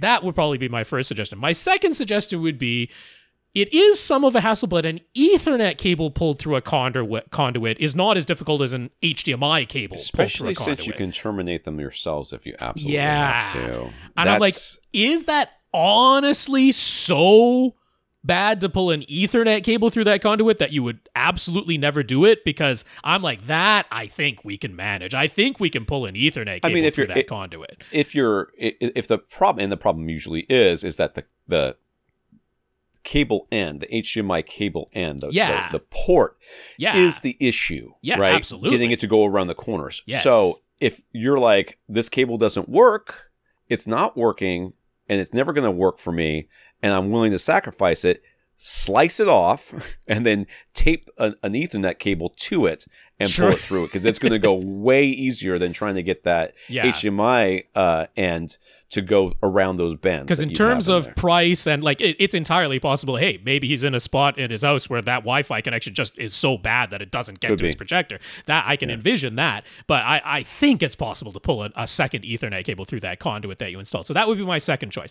Now, to just answer the question as wrote, is there a way that you could leave the single Ethernet cable, use your existing network switch, and somehow convert HDMI to like IP, right? We're talking internet protocol, HDMI internet protocol conversion, and such devices do exist. There's a company called Just Add Power. They have a couple of different HDMI converted to IP Ethernet devices, transmitter devices, and then, of course, they have their partner reception devices that take the Ethernet IP signal and convert it back to HDMI. So they've got ones that do 4K 30 only, ones that do 4K 60, and ones that do 4K 60 with the audio return channel. Now, if all you need is the 4K 60 support that you mentioned, and you don't need the audio return channel, I don't really know why you possibly would for a projector, then it would be $1,500 to get both the transmitter and receiver. And if you do need that audio return channel, because you can just pay somebody to pull the cable for you. Yeah, because maybe you're using the built-in apps of your Optima projector and don't think that adding on a separate streaming box at the source end would be the more reasonable solution. But if you somehow did need audio return channel, it's $1,700 to get the transmitter and receiver device that do that from Just Add Power. So look, maybe money is no object, and the hassle of pulling a single Ethernet cable is somehow worth $1,500 or $1,700 to you. I just want to mention those solutions do exist, but I can't imagine that, cost-benefit ratio, that's what you would do. So last thing I'll mention is maybe you just did get a bum fiber optic cable. Maybe you didn't get one that was fully certified, and you are doing in-wall and in-ceiling. So I want one that is in-wall and in-ceiling rated. So Monoprice has a fiber optic, ultra-high-speed, fully certified by HDMI LLC, and the length you would need for a 40-foot Gambit Run, they have a 49-foot length. They don't have a 40-foot length, but it is $100. So the cable itself is not ridiculously expensive, but you do have those HDMI plugs that you cannot detach and reattach like you can with an Ethernet. Trying to pull that through the conduit, I can absolutely see being a problem, but the cost of the fully certified 49-foot, ultra-high-speed certified fiber optic cable is not prohibitive. It's $100. Yeah. All right. Just in general, when it comes to home theater and whole house audio, do Ethernet switches degrade the signal or performance in any way? Is there ever a situation where it would be detrimental to use one? No. No. I mean, we're really just talking about either streaming services that you're distributing or something like, AirPlay 2 works over your network connection. But yeah, I mean, unless you are using an ancient 10 megabit per second limited switch, and I can't imagine that with what you asked that's your situation. Gigabyte switches are just like cheap as chips. Yeah. By the way, those just add power ones, it has to be gigabit or higher. It won't work over the 10100, which, I mean, many people do still have 10100 switches somewhere in their system. It does have to be gigabit at least, but I mean, as long as you got 100 megabits per second for anything audio that's going over your network switches, no degradation at all. Yeah. Adam. So a couple of weeks ago, Adam wrote us to get our opinion on whether he should upgrade his Epson 5040 UB since he isn't satisfied with his HDR performance and has resorted to simply leaving it at 4K SDR at all times. Mm-hmm.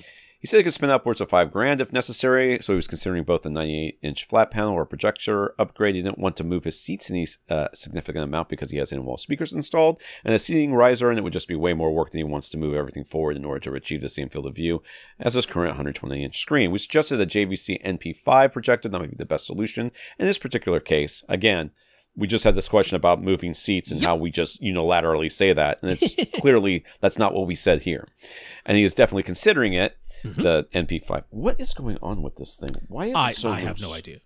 It is so loose. It's driving me freaking nuts. Oh, dear. Tom is referencing the arm that is holding his microphone, by the way. That's right. For people who are not seeing it on YouTube. It's driving me nuts. Oh, dear.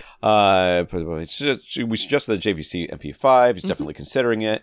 We'll be happy to learn he already ran a 48 gigabits per second ultra high speed HDMI cable to his current projector, so taking advantage of the HDMI 2.1 4K 120 capabilities won't be an issue. Yeah. He found a local dealer who said they could provide a demo of the MP5, and of course, they also mentioned they can compare it to the NZ7, NZ8, and newly released NZ800 if he wants to. Mm-hmm. All of the laser-driven JVC models instantly go over his original budget, but if it's really, really worth it, he isn't set in stone, just sticking to $5,000 max. And the NZ7 isn't that much more expensive. And while the NZ8... Only $2,000 more, is all, basically in the seat cushions of his car. Right. NZ8 would definitely be a big stretch and is considerably less expensive now that the NZ800 has arrived, and that one is definitely too much. So could we have a bit of a discussion for him to compare what improvements he'd be getting at each higher price point? Is a laser light engine really worth the jump in price? Is there a point where the performance gain for the price goes away, in our opinion? I mean, I have all sorts of... And maybe not super scientifically based problems with this whole laser light projector thing. I just don't like the fact that they're not going to be, and I don't care what they say, because they're like, trust me, bro, is their whole thing when you ask them about how are we going to, because it does die eventually. 20,000 hours is not infinity hours. It does die eventually. Is the half-life. It is half as bright as when it was brand new. 20,000 hours of use. And they're like, we're like, well, what are we going to do? And they're just like, trust me, this will be fine. Trust me, bro, it's cool. It's going to be fine. 20,000 hours is a lot of hours. But what happens? JVC reps mentioned offhandedly about looking into a potential way of replacing the laser light engine rather than having to chuck out the entire laser projector and replace the entire thing, that they were looking into a way of maybe replacing just the laser light engine. There hasn't been another peep about that. Not a peep. 3.5 years, hasn't been a peep about it at all.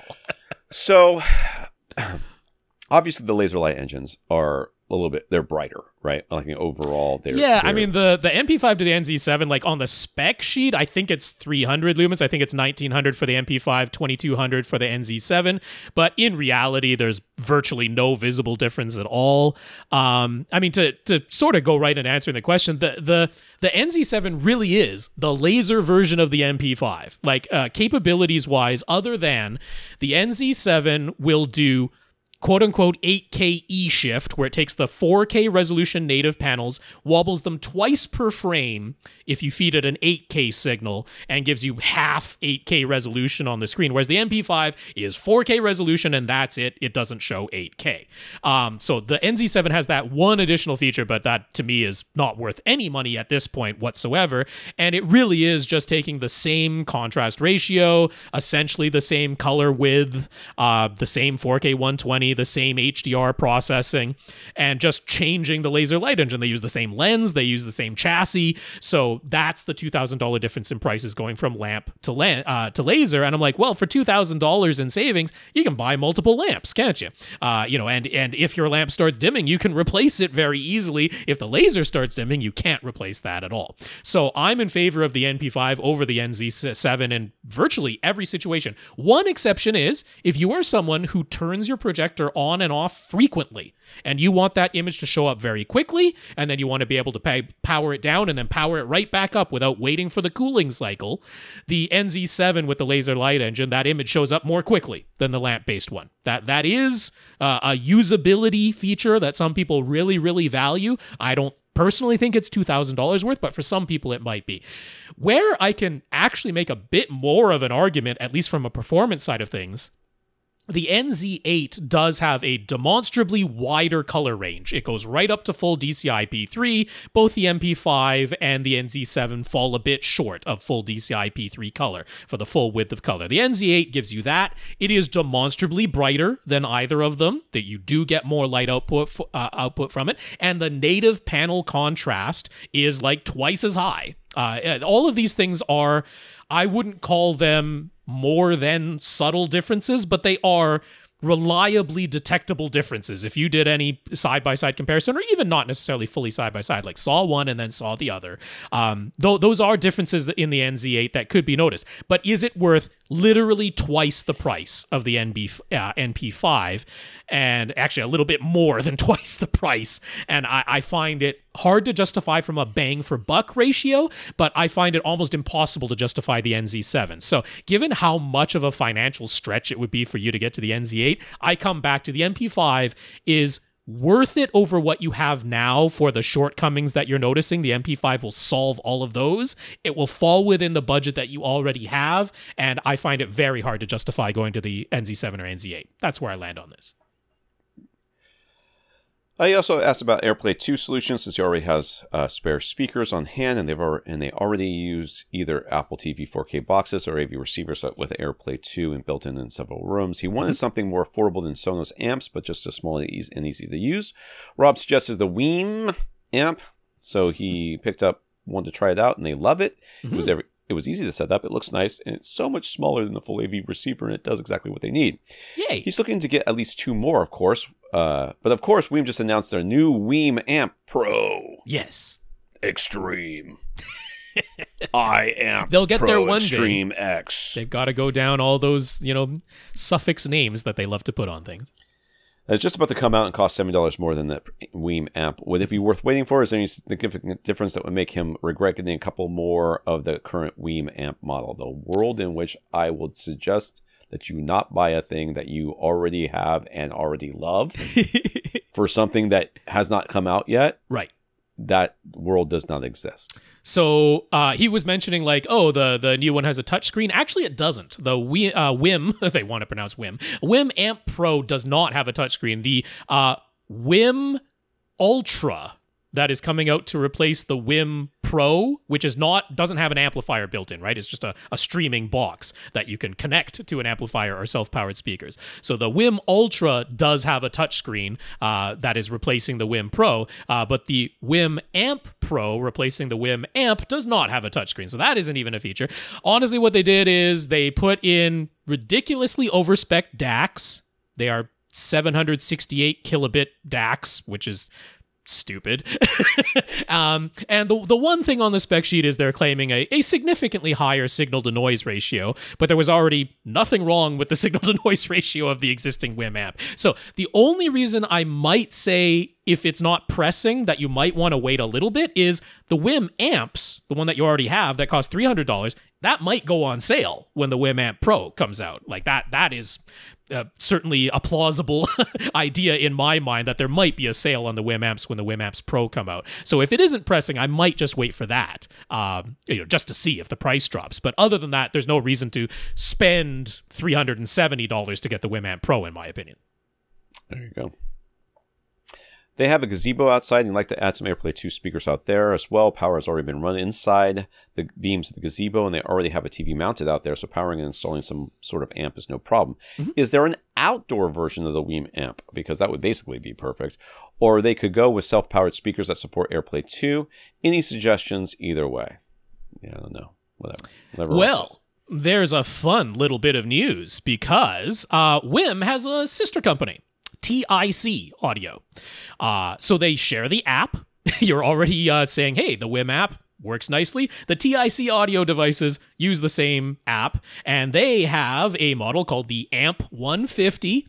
It's basically the WiiM amp, but in a weatherproof box, which is like, that's just what you asked for. Now, it costs a bit more. It costs $430. It's a $130 premium to give you the weatherproof box. Now, this is like a metal sealed box with the specialized power connector so that that screws on and doesn't let any water in, but they still just have exposed binding posts. They still have exposed RCA jacks. It also has an HDMI port on the back, so you could actually plug your TV source into this and have the audio for the TV going through this and the better speakers as well. So that's kind of a nice feature. But for an extra $100, TIC Audio sells a special weatherproof box and mount. It's just a metal mount that you screw onto a wall, and then has a plastic cover with a little latch on the front and a hole on the bottom to let the antenna stick out the bottom where they don't expect the weather to be getting to it so much. So this is a $530 solution if you deem that the weatherproof box is necessary. But since it's going under a gazebo, it would probably be fine just on its own, because it's not like it's going to have water coming directly on it, and it is the,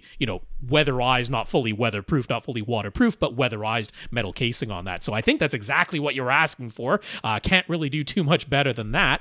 The other thing I would mention is if you did just want to get some outdoor speakers that you can use, this is where I do think the Sonos Move speakers are a really nice option here, because they are AirPlay 2 compatible.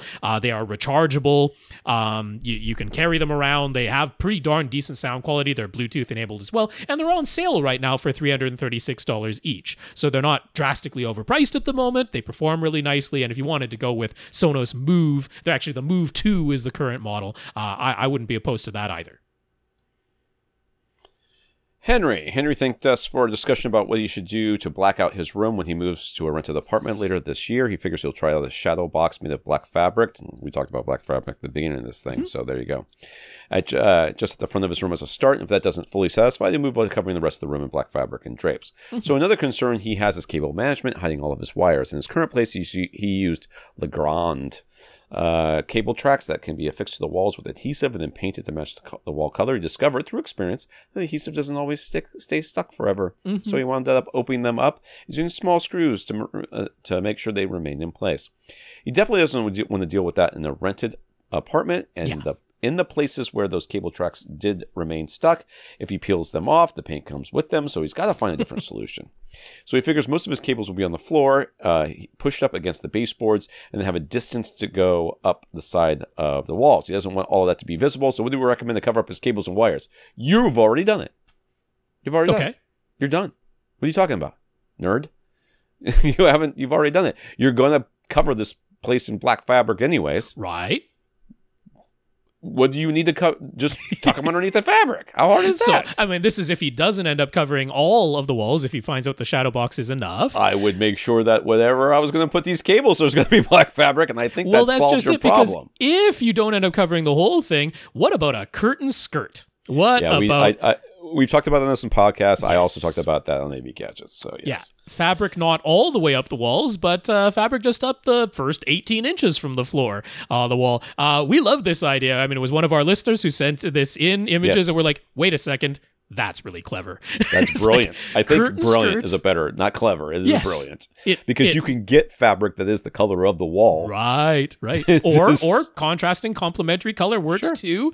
We know that Henry is going to have acoustic treatments, so it's not going to look terribly dissimilar from the image that we're showing here, or is available at AV Gadgets as well. That was our listener who sent that in. We're like, that's fantastic. We love that idea. So Tom also has an article over at AV Gadgets, other ways to potentially hide your cables and that, but I think the curtain skirt is going to be right up your alley. Yeah. What a wonderful, simple solution. It's almost like I write these articles for no reason. Sasi was first to point us to the subwoofer output capability chart that was posted on UK's AV forum site, and I also used it in the article for AV Gadgets. Yeah. He decided it would be great to have an interactive tool where people could input their parameters, and the tool would spit out the recommended subwoofer models to match their situation. That way people wouldn't have to figure out how to read the chart for themselves. So he took it upon himself to create his first stab at using Google Sheets. Yep. Somebody out there who knows how to program SQL is like twitching right now. Why would you use an Excel clone and to do this when you could just shove it into a SQL server and I'm sure. Yeah, they do get very upset about that stuff. They do get very upset. It's very funny. Like those. One of the things that I mean, there's a certain amount of triggering of people I think absolutely should be done. Okay, it has to be done by I think law, maybe. But when people get so bent out of shape about things that literally only they and a very small niche of people care about, and I love my wife. We have I've never very rarely said a disparaging word about her on this podcast, other than the fact that she falls asleep during everything. She actually, on Friday, we were at a friend's house, and I said, something about my wife falling asleep, and she got all with me. And then the next day, we watched Godzilla Minus One, and she fell asleep during the movie. I was like, I mean, what do you want me to do, woman? It's not my fault. She's a civil engineer, and she gets very terse if you mix up concrete and cement. She does not like that. Yeah. They are two separate things? They are two separate things. And because I am a loving husband who cares about my wife and cares about her feelings, I absolutely refuse to remember the difference between the two and use the words interchangeably, and it just drives her up the wall. So all you people who are all mad about the SQL Excel thing, just let me know that if your spouse does the same thing, you brought it upon yourselves, you nerds. Got it.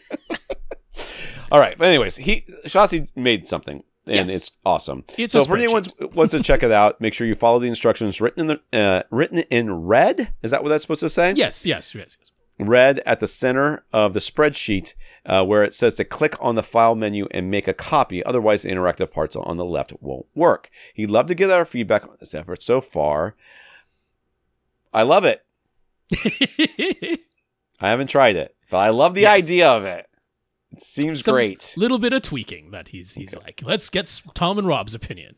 So is there anything we would add or change to his desired configuration options on the left? I guess I have to open it up now.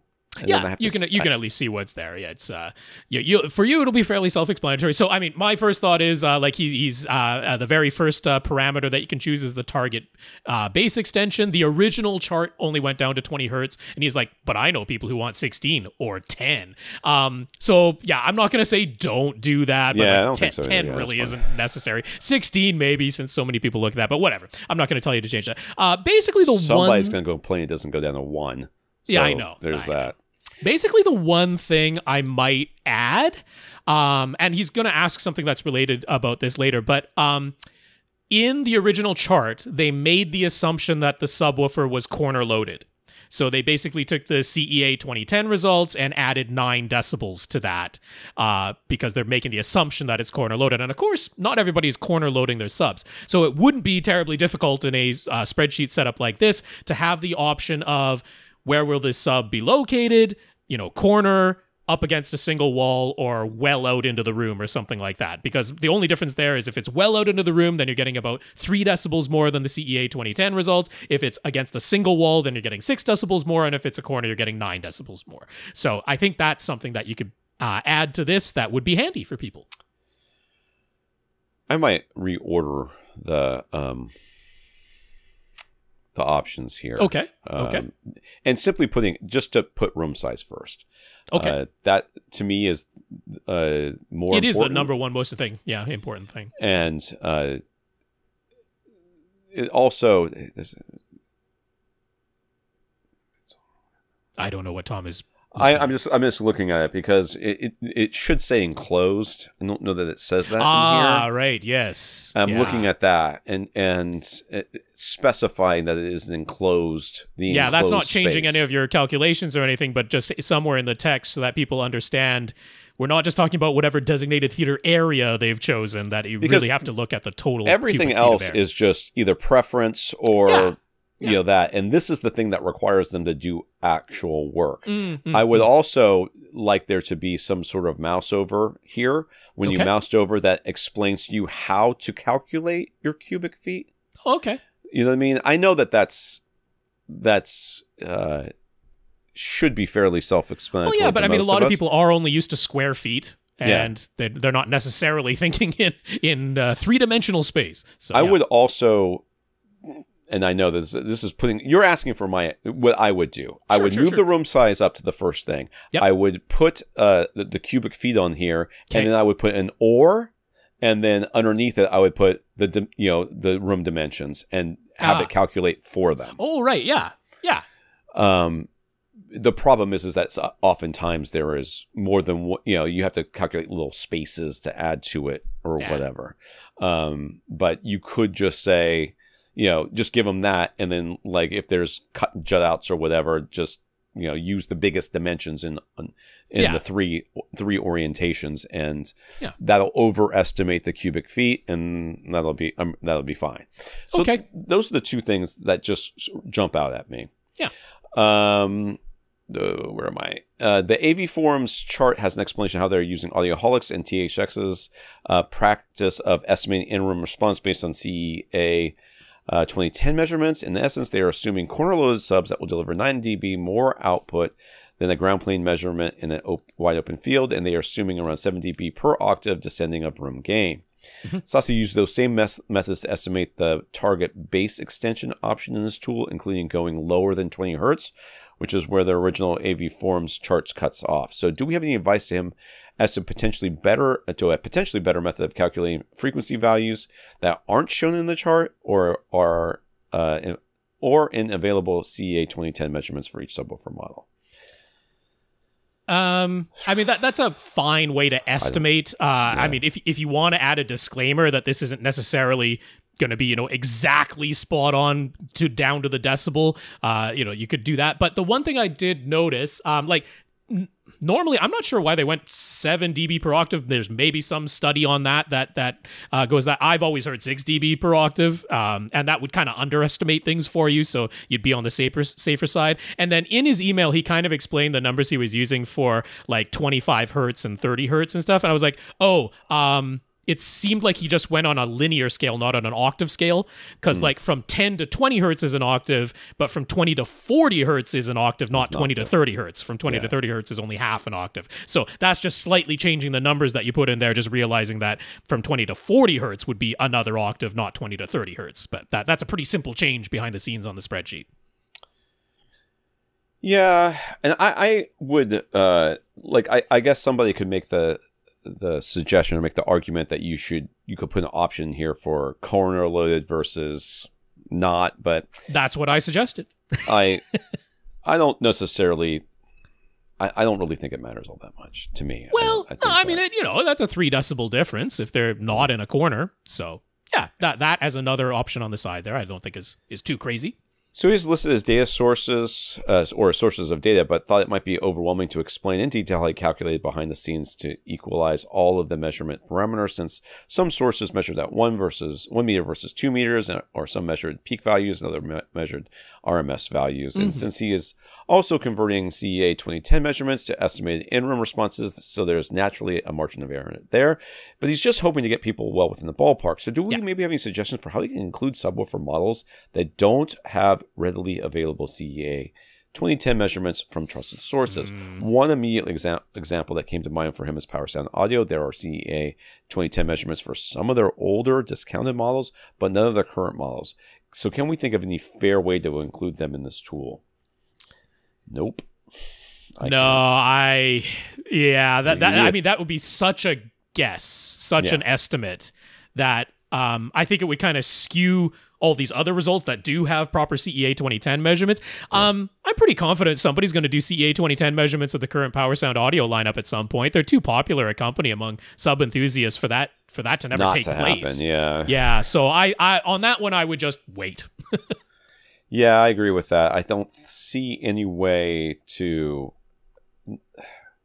even if you were to take their their claimed response and underestimate it to a certain extent and then plug it into this thing, and it would just, you would be so, I sort of feel like it cheapens all the other ones to start doing that. So I would err on the side of not. I mean, even if you put them in like a separate, like, oh, here are all the ones we have data for. Here's the ones that we don't have data for, but this is what we think it might be. That's just too. Yeah, that's too subjective. I mean, it's just not based on data. Power Sound Audio could do their own CEA 2010 measurements, so it's on them. Yeah. All right, where are we at time-wise here? We should have another 10 minutes or so. Yeah. John recently got himself 3 Cyber Power sine wave battery backup UPS units to protect his 3 PCs and entire rack of network gear. He went with the CP1500 PFC, which is available in either a tower form factor or a 2-rack horizontal and rack mountable form factor. It provides pure sine wave output. Since he has an equipment rack for his network gear, he got 3 of the rack mountable version, which provides 8 outlets each, all of them battery and surge protected with automatic voltage regulation as well. They sell for $335 each on Amazon. The tower version is a bit different. It has 12 outlets total, but only 6 of them are battery and surge. The other 6 are surge only, and they cost $220. He's happy with them. Okay, I guess I hit that. So he's happy with them. So now he is considering getting more Cyber Power battery backup units to protect his home theater gear. At the moment, he has all of his home theater equipment plugged into a Furman PL8C power conditioner, which provides surge protection, filtering, and over voltage protection, but not voltage regulation or battery backup. All of its outlets specifically mentioned being able to pass through the full 15 amps from the wall outlet. So he has his Outlaw Model 8. I'm sorry, 8. That's not even one of the. There's 3 numbers there, and none of them are 8. 976. It went all around to 8. I stuck the 8 in there. 976 Pre-Pro. His TLC 55 R635 TV, his NVIDIA Shield, and 4 Crown XLS amplifiers all plugged into that Furman unit. A Crown XLS 1502, which is 300 watts by 2, Class D, powers his front, left, and right BIC Platinum towers. That is a lot of, you spent a lot of money to power some BIC speakers. Very efficient horn-loaded speakers, yes. An XLS 1002 or 1002, this is 215 watts by 2, Class C, powers his mono price bookshelf surrounds, and another XLS 1002 in bridged mode, 700 watts. Powers his clip center. I know. Yeah, I know. Oh my god! I added a turbo charger to my turbocharger, and then I turbocharged that. Yep. It's happening in my world right now. Finally, an XLS 2502, which is 440 watts times 2, powers his pair of 15-inch DIY subwoofers. Why would you put the 700 watts on it? Yep, 700 watts for a clip center. 440 watts into his subwoofers. Whatever. He's thinking he'll eventually get more amps. Oh, it actually says that. I'm sorry. He's thinking he'll eventually add another amp so that each of his front towers can have its own bridged monoblock amp. So that would be 5 crown amps in total. Where is he finding these things?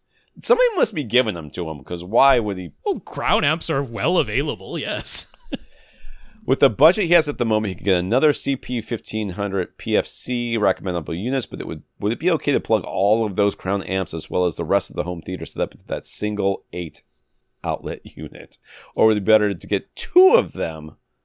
Is that the same thing? No. No. The CyberPower CP1500 AVR units that go for $190 each provide 12 outlets, 6 of them batteries and surge protected, in a tower form factor, but with a stepped approximation of a sine wave for the output rather than pure sine wave output. Would either solution be adequate? Is there any scenario where it would actually make sense to plug one of the CyberPower battery backup units into the Furman power conditioner that it already has? I wouldn't do that. Okay, so definitely not last thing. Definitely don't do that. Absolutely not. That just sounds like something's gonna get in a fight and explode. And the notion of plugging Crown Class D amplifiers into a voltage regulation battery backup, I do not like that idea one little bit. Those are switch mode power supplies going on in those amplifiers. You start messing with voltage regulation and a switch mode power supply together, you can blow up an amp. So what happens is that it draws a whole bunch of power for a little bit and then turns itself off, right? Yes. And your voltage regulation on the other side is going to be like, oh my God, there's a huge power draw. We better clamp that down. And then the amplifier says, oh, we're not getting enough power. Ask for more. Oh, clamp it down more. Ask for more. Clamp it down more. And they go back and forth like that until one of them blows a fuse. Yeah. Essentially is what happens. Yeah. And so you're going to end up blowing fuses in your amps at the best case scenario. Sure. You're going to be blowing fuses on one side or the other, or maybe both, until something breaks. So don't do that. No, and the thing is, so for further than that, either of those CyberPower solutions, this, I want to stress, I am not knocking them for this. It's just something to be aware of. Those outlets, the battery protected outlets that any of these CyberPower units have, 10.5 amps is what gets through those. 70% of the full 15 amps that comes from the wall outlet, 10.5 amps. There is nothing wrong with a battery backup doing that, in my opinion. These are meant for like computers and occasionally displays and things like that are never drawing 15 amps of power. But you're nuts with the audio amplifiers. You clearly want all this power available to you. Why would you want the electrical outlet that they're plugged into potentially choking the amperage that could be fed to them? That I don't think is what you want. What makes sense to me is you already have that Furman unit. It's perfectly good at protecting your amplifiers, and it specifically mentions it will let through the full 15 amps if you ever need them. I would have all of your Crown amplifiers continued to be protected by that Furman unit that you already have. Now, if you want to add a battery backup to your pre-pro, to your television, to your streaming devices, that makes perfect sense to me. And I also like the idea of you already have an equipment rack, and here is a battery backup that fits nicely into an equipment rack. You already know you love its performance with your computers and your network gear. I would get another unit of the CyberPower PFC that you already know and like and already fits into your equipment, and have that battery backup for everything other than your audio amplifiers in your home theater system. Those I would leave powered by the Furman. Yes, when the power goes out, your amplifiers are going to turn off. You're not going to be able to continue powering them with a battery, and I don't know if that is honestly what you wanted or if you just wanted protection. But yeah, this would not be the solution. I would not power any of those Crown amplifiers with either of the CyberPower solutions, but I would go ahead and get one more of the rack units and have that battery backup for all the other home theater gear. Leave the amps plugged into the Furman. Yay. Yeah. That's enough. We're done. Okay. I don't know who we just got. Infinite Gary. Who do we have left? Infinite Gary and Mace. They are the two more questions left on the list here. Yeah. How long is this Infinite Gary question? Not terribly long. I haven't eaten yet today, and it's now 12:30, and I'm starting to get very discombobulated. So let's just do Infinite Gary and get out of the way. Okay. Infinite Gary recently got himself an LG G3 OLED. It's just a 55-inch to replace one of the smaller TVs in his house. He really likes its form factor, and its included flush wall mount allowed him to go to a larger screen size without altering the rest of the setup, since it positions the screen a little further away from the old TV it is replacing. He's waiting for his professional calibration before making a final decision on whether he keeps it. But there is no question that it's brighter than his old TV, and for Gary's taste, he doesn't like that. We know Gary. He likes quite dim images, yes. Yeah, whatever. Just put some sunglasses on, nerd. Whenever he looks up OLED TV settings or read reviews, everyone says to immediately turn off all the energy-saving features so you can get the maximum light outputs. But he already put his new G3 into ISF dark mode, then turned down the OLED light setting to 24 out of 100, and kept the gamma at 22.4. And when he still found things like subtitles and graphics on the backgrounds too bright for his taste, he decided to try turning energy saving back on, and with that set to medium plus all of his other adjustments, finally seemed dim enough for his taste. He's never come across anyone recommending the use of energy saving as a means of additionally adjusting the image brightness, so what could go wrong if he uses it? Does it do anything else to curtail image quality, or is it just a convenient method to keep peak white levels limited to a light output that doesn't bother his eyes? I mean, the idea between behind the energy saving is simply to hit the targets set by the countries / states that it's being sold in. I mean, it just the Energy Star rating in the case of North America. Yeah. So, I mean, what is it going to do in the long run? I mean, who cares? You're going to have it professionally. You're going to have it professionally calibrated, right? Yeah. I mean, like the things that you can burn money on, professional calibration of a display in this day and age is one of the most wasteful as far as I'm concerned, because there's really so many displays, especially the ones that you're buying, are just so easy to get very, very, very close right out of the box, close enough that you're not really going to, notice. I don't think he wants that nth degree, Tom. He wants that nth degree of accuracy. But he's also not willing to have it put out the light that it's supposed to put out in order to get to the HDR brightness that you're supposed to go. So he doesn't really want the nth degree. What he really wants is it to look good to him. Yes. That's what he really wants. True. So it doesn't really matter. All these calibrations, all these questions about what's it doing to the image doesn't matter, because he is the ultimate subjectivist. That's not a word. He is more worried about his subjective experience than any sort of objectivity when it comes to accuracy. He really wants it to look right. I mean, he still wants the accurate color. He really wants it to look accurate to him. Sure. No matter what, no matter how it changes the actual accuracy as far as what the director intended, as far as or if there was such a thing as artist's intent, which I don't think there is, but as far as what is actually accurate from a light meter hitting a screen output, he really wants it to look right. I never should have done this question when I'm hungry. Because I'm just hangry, Tom. Now I'm just getting mad. Yes. So yeah.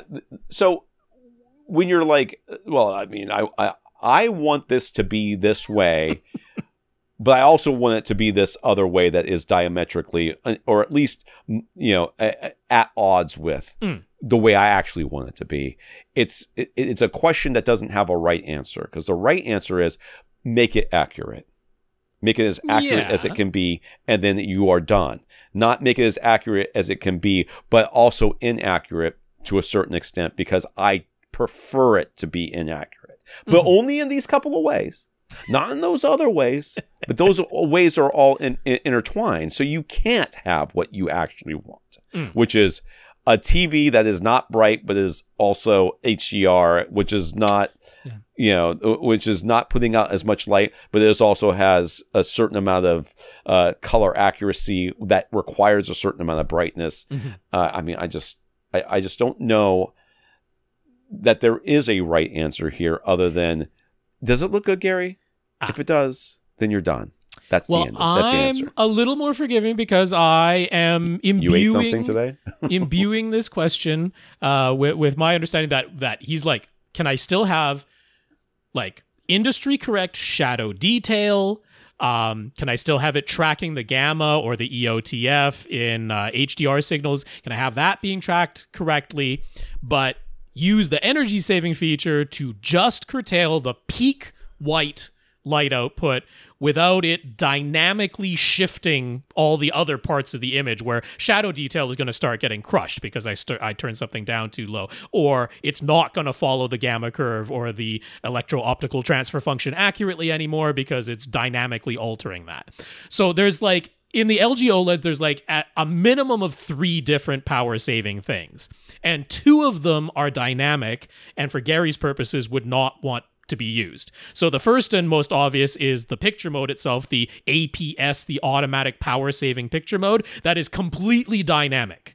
It is just altering with every single image that comes up there and is wildly inaccurate as far as the gamma or the EOTF tracking or the shadow detail goes. So you would absolutely never want to use the APS picture mode as your power saving feature. The other one is the automatic room light sensor. Another one that Gary would not want to use because that is using the little light sensor on the frame and adjusting based on if your room is dark or bright, and that, of course, dynamically changes the shadow detail and the gamma tracking on that. So you wouldn't want to use that. The one you might use is just the basic power saving feature, which is exactly the one that he found and turned on. But what that does is it applies a curve. It's like a separate gamma curve on top of the regular gamma curve. So it curtails the peak light output, but then also applies a curve to everything so that you're still technically seeing the changes as much as are allowed within this new ceiling that has been placed on the maximum light output, technically still seeing the changes, but it isn't accurate to the original gamma anymore. Like I say, it's a curve being applied on top of a curve. It is not a dynamic curve. It's not like the room light sensor or the automatic power saving where it's dynamically changing based on room light conditions or image to image, but it is applying a curve on top of a curve, so you're not actually adhering to the original gamma or EOTF anymore. So I think the better solution is you can go lower than 24 on the OLED light setting. As people have pointed out, if you want to get it below 100 nits for standard dynamic range, that's like 12. It's half of where you are now. You still have range below where you've set the OLED light without applying a different gamma curve, without doing anything dynamic. You can just lower the peak light output. So that's what I would do, Gary. I would still have all the energy saving turned off because all of them, even the least offensive, does get you away from industry accuracy for those gamma and EOTF curves. But you can just lower the peak light output. I mean, the reality is he's got a calibrator coming in anyway, so he can just say, hey, I don't want it to be too bright, but I want it to be accurate. Yeah. And then, have them make their adjustments and then come in and say, that's too bright or that's not bright enough. Yeah, I mean, if OLED light, if that setting ends up at 8, 6, 0, if it ends up at there, but that's where it works, that's still fine. That's still tracking gamma and EOTF as accurately as it can up to the new ceiling that you've put on the peak light output, but it isn't applying a curve on top of a curve like the energy saving is. So that's still the way to do it, in my opinion. Who's the last question again? Mace is the last one. All right, Mace, we'll get to you next week. We shall. All right. If you want to get your question answered, all you have to do is ask us by emailing us at question@avrant.com. I want to thank listeners of the week. I want to thank all of our patrons, our 135 patrons over at patreon.com. Thank you very much for supporting the podcast. Yeah, for sure. That is patreon.com/AVRant podcast if you'd like to sign up to make an automatic monthly donation. So big thank you to our 135 patrons over there. And it's great. The financial support, it went up. I'm very happy. It's nice. I also want to thank our listeners who sent in notes of gratitude this week. That includes Mike, Sasi, Dazz, and Adam. Thank you for thanking us. Yeah, Mike, Sasi, Dazz, and Adam, thank you for your notes of gratitude and encouragement. We very much appreciate it. And a big thank you to everybody who continues to listen and send in your questions. For AVRant, I'm Tom Andrew. Angry Tom Andrew. And I'm Rob H. Now go out and listen to something.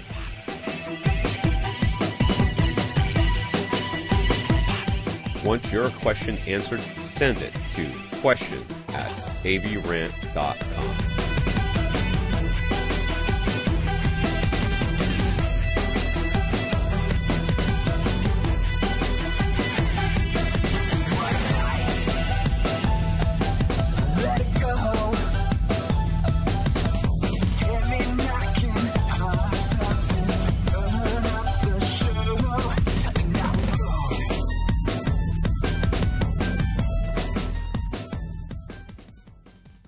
This is AVRant.